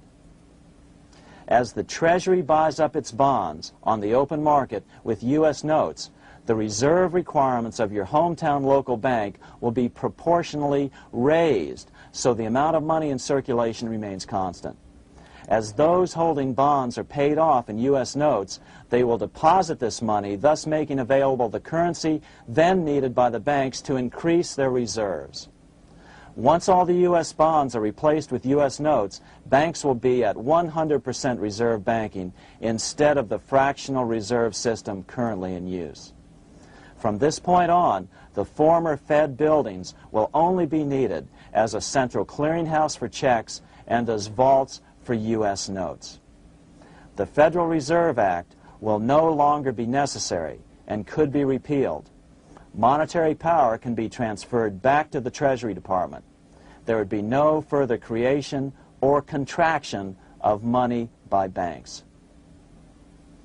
By doing it this way, our national debt can be paid off in a single year or so, and the Fed and fractional reserve banking abolished, without national bankruptcy, financial collapse, inflation or deflation, or any significant change in the way the average American goes about his business. To the average person, the primary difference would be that for the first time since the Federal Reserve Act was passed in 1913, taxes would begin to go down. Now there's a real national blessing for you, rather than for Hamilton's banker friends. Now let's take a look at these proposals in more detail. Here are the main provisions of a Monetary Reform Act which needs to be passed by Congress. We've drafted a proposed Monetary Reform Act which follows at the end of this tape. Of course, variations with the same results would be equally welcome. 1. Pay off the debt with debt-free U.S. notes. As Thomas Edison put it, if the U.S. can issue a dollar bond, it can issue a dollar bill. They both rest purely on the faith and credit of the United States government. This amounts to a simple substitution of one type of government obligation for another. One bears interest, the other doesn't. Federal Reserve notes could be used for this as well, but could not be printed after the Fed's abolished as we propose, so we suggest using U.S. notes instead. 2. Abolish fractional reserve banking. As the debt is paid off, the reserve requirements of all banks and financial institutions would be raised proportionally at the same time to absorb the new U.S. notes, which would be deposited and become the bank's increased reserves. Towards the end of the first year of the transition period, the remaining liabilities of financial institutions would be assumed or acquired by the U.S. government in a one-time operation. In other words, they too would eventually be paid off with debt-free U.S. notes in order to keep the total money supply stable. At the end of the first year or so, all of the national debt would be paid, and we could start enjoying the benefits of full reserve banking. The Fed would be obsolete, an anachronism. 3. Repeal the Federal Reserve Act of 1913 and the National Banking Act of 1864. These acts delegate the money power to a private banking monopoly. They must be repealed, and the money power handed back to the Department of Treasury, where they were initially under President Abraham Lincoln. No banker or person in any way affiliated with financial institutions should be allowed to regulate banking. After the first two reforms, these acts would serve no useful purpose anyway, since they relate to a fractional reserve banking system. 4. Withdraw the U.S. from the IMF, the BIS, and the World Bank. These institutions, like the Federal Reserve, are designed to further centralize the power of the international bankers over the world's economy, and the U.S. must withdraw from them. Their harmless functions, such as currency exchange, can be accomplished either nationally or in new organizations limited to those functions. Such a monetary reform act would guarantee that the amount of money in circulation would stay very stable, causing neither inflation nor deflation. Remember, for the last 3 decades, the Fed has doubled the American money supply every 10 years. That fact and fractional reserve banking are the real causes of inflation and the reduction in our buying power, a hidden tax. These and other taxes are the real reasons both parents now have to work just to get by. The money supply should increase slowly to keep prices stable, roughly in proportion to population growth, about 3% per year, not at the whim of a group of bankers meeting in secret. In fact, all future decisions on how much money will be in the American economy must be made based on statistics of population growth and the price level index. The new monetary regulators and the Treasury Department, perhaps called the Monetary Committee, would have absolutely no discretion in this matter except in time of declared war. This would ensure a steady, stable money growth of roughly 3% per year, resulting in stable prices and no sharp changes in the money supply. To make certain the process is completely open and honest, all deliberations would be public, not secret, as meetings of the Fed's Board of Governors are today. How do we know this will work? Because these steps remove the 2 major causes of economic instability, the Fed and fractional reserve banking, and the newest one as well, the BIS, Bank of International Settlements. But most importantly, the danger of a severe depression would be eliminated. Let's listen to Milton Friedman on the single cause of severe economic depressions. I know of no severe depression in any country or any time that was not accompanied by a sharp decline in the stock of money, and equally of no sharp decline in the stock of money that was not accompanied by a severe depression. Issuing our own currency is not a radical solution. It's been advocated by Presidents Jefferson, Madison, Jackson, Van Buren, and Lincoln. But it's been used at different times throughout Europe as well. Perhaps the best example is one of the small islands off the coast of France in the English Channel. Called Guernsey, It's been using debt-free money issues to pay for large building projects for nearly 200 years. Here we are on Guernsey, and this is the Guernsey flower and vegetable market. Guernsey is one of the most successful examples of just how well a debt-free money system can work. In 1815, a committee was appointed to investigate how best to finance this new market. The impoverished island could not afford more new taxes, so the state's fathers decided to try a revolutionary idea: issue their own paper money. They were just colorful paper notes, backed by nothing, but the people of this tiny island agreed to accept them and trade with them. To be sure they circulated widely, they were declared to be good for the payment of taxes. Of course, this idea was nothing new. It was exactly what America had done before the American Revolution, and there are many other examples throughout the world. But it was new to Guernsey, and it worked miracles. This market is still in use, and remember, it was built for no debt to the people of this island state. But what if we follow Guernsey's example? How would the bankers react to these reforms? Certainly the international bankers' cartel will oppose reforms that do away with their control of the world's economies as they have in the past. But it is equally certain that Congress has the constitutional authority and responsibility to authorize the issuance of debt-free money, U.S. notes, and to reform the very banking laws it ill-advisedly enacted.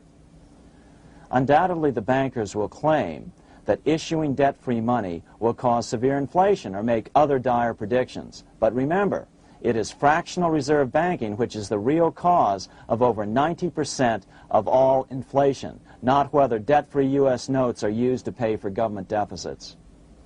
In the current system, any spending excesses on the part of Congress are turned into more debt bonds, and the 10% purchased by the Fed are then multiplied many times over by the bankers, causing over 90% of all inflation. Our fractional reserve and debt-based banking system is the problem. We must ignore its inevitable resistance to reform and remain firm until the cure is complete. As the director of the Bank of England in the 1920s, Sir Josiah Stamp put it, referring to this modern fractional reserve banking system, banking is conceived in iniquity and born in sin. Bankers own the earth. Take it away from them, but leave them the power to create money and control credit, and with the flick of a pen, they will create enough money to buy it back again. Take this great power away from the bankers, and all great fortunes like mine will disappear, and they ought to disappear, for this would be a better and happier world to live in. But if you want to continue the slaves of bankers and pay the cost of your own slavery, let them continue to create money and to control credit. Americans are slowly figuring this out. Today, over 3,200 cities and counties have endorsed the proposal of a non-profit organization called Sovereignty. The Sovereignty movement calls for Congress to authorize the Secretary of the Treasury to issue $90 billion per year of U.S. notes, not Federal Reserve notes nor debt-based bonds, to loan money interest-free to cities, counties, and school districts for needed capital improvements. Remarkably, and to their praise, the Community Bankers Association of Illinois, representing 515 member banks, has endorsed this sovereignty proposal, a good step in the right direction. As Milton Friedman has repeatedly pointed out, no severe depression can occur without a severe contraction of money. In our system, only the Fed, the Bank of International Settlements, with U.S. bankers' cooperation, or a combination of the largest Wall Street banks could cause a depression. In other words, our economy is so huge and resilient, a depression just can't happen by accident. Unless we reform our banking system, they will always have that power. They can pull the plug on our economy anytime they choose. The only solution is to abolish the Fed and the fractional reserve banking system and withdraw from the BIS. Only that will break the power of the international bankers over our economy. And keep in mind, a stock market crash itself cannot cause a severe depression. Only the severe contraction of our money supply can cause a severe depression.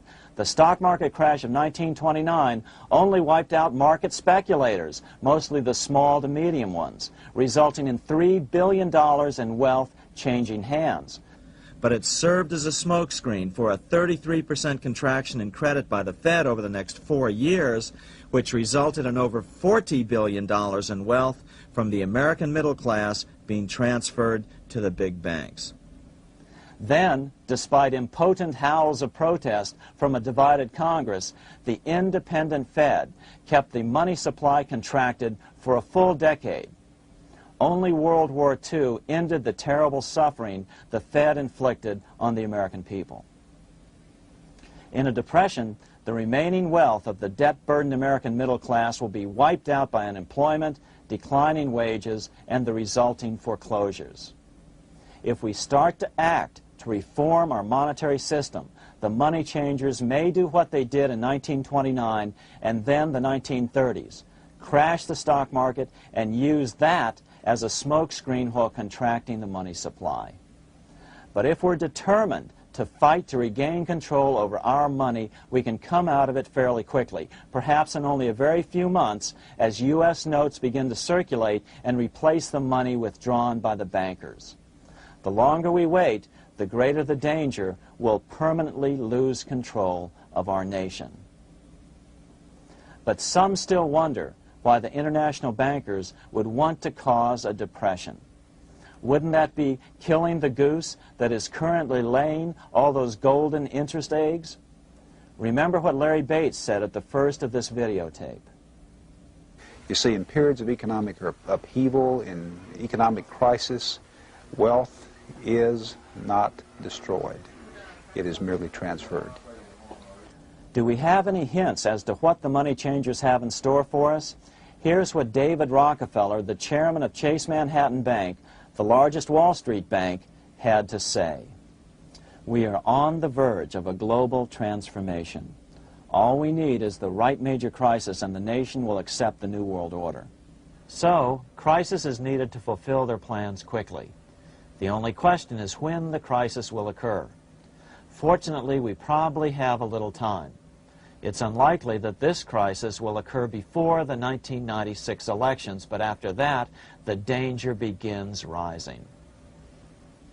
But whether or not they decide to cause a crash or a depression through relentless increases in taxes and the loss of hundreds of thousands of jobs being sent overseas thanks to trade agreements such as GATT and NAFTA, the American middle class is an endangered species.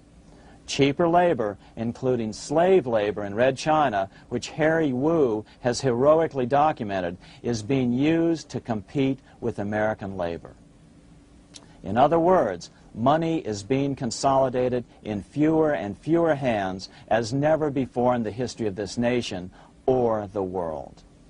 Without reform, the American middle class will soon be extinct, leaving only the very rich few and the very many poor, as has already occurred in most of the world.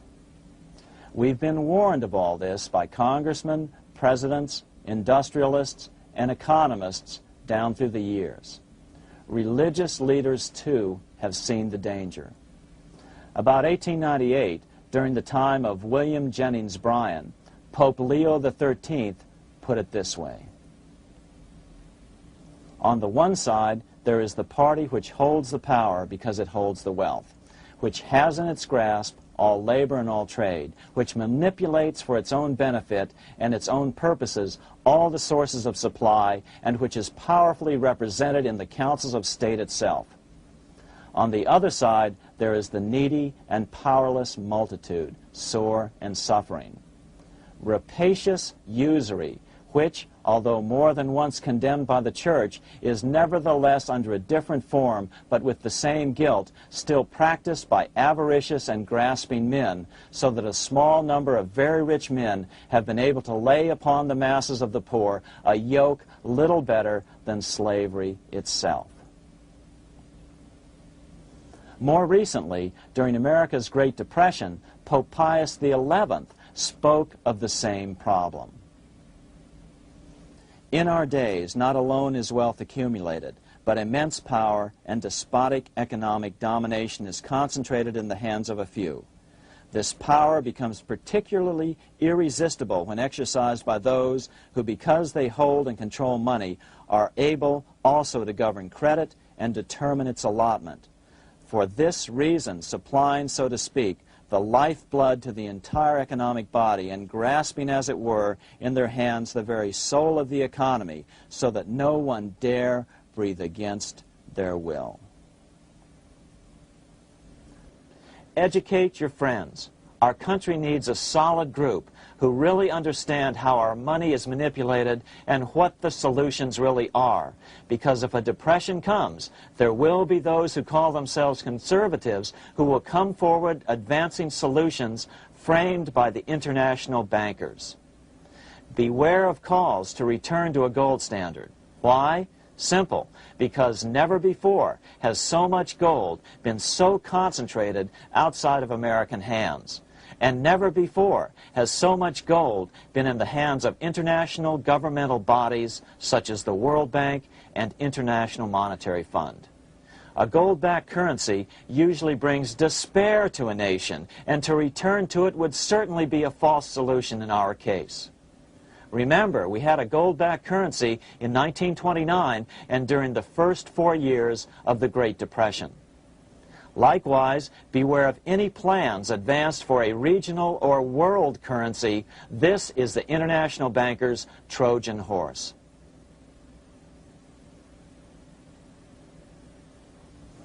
Educate your member of Congress.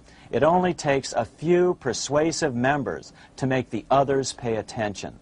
Most congressmen just don't understand the system. Some understand it, but are so influenced by bank-packed contributions that they ignore it, not realizing the gravity of their neglect.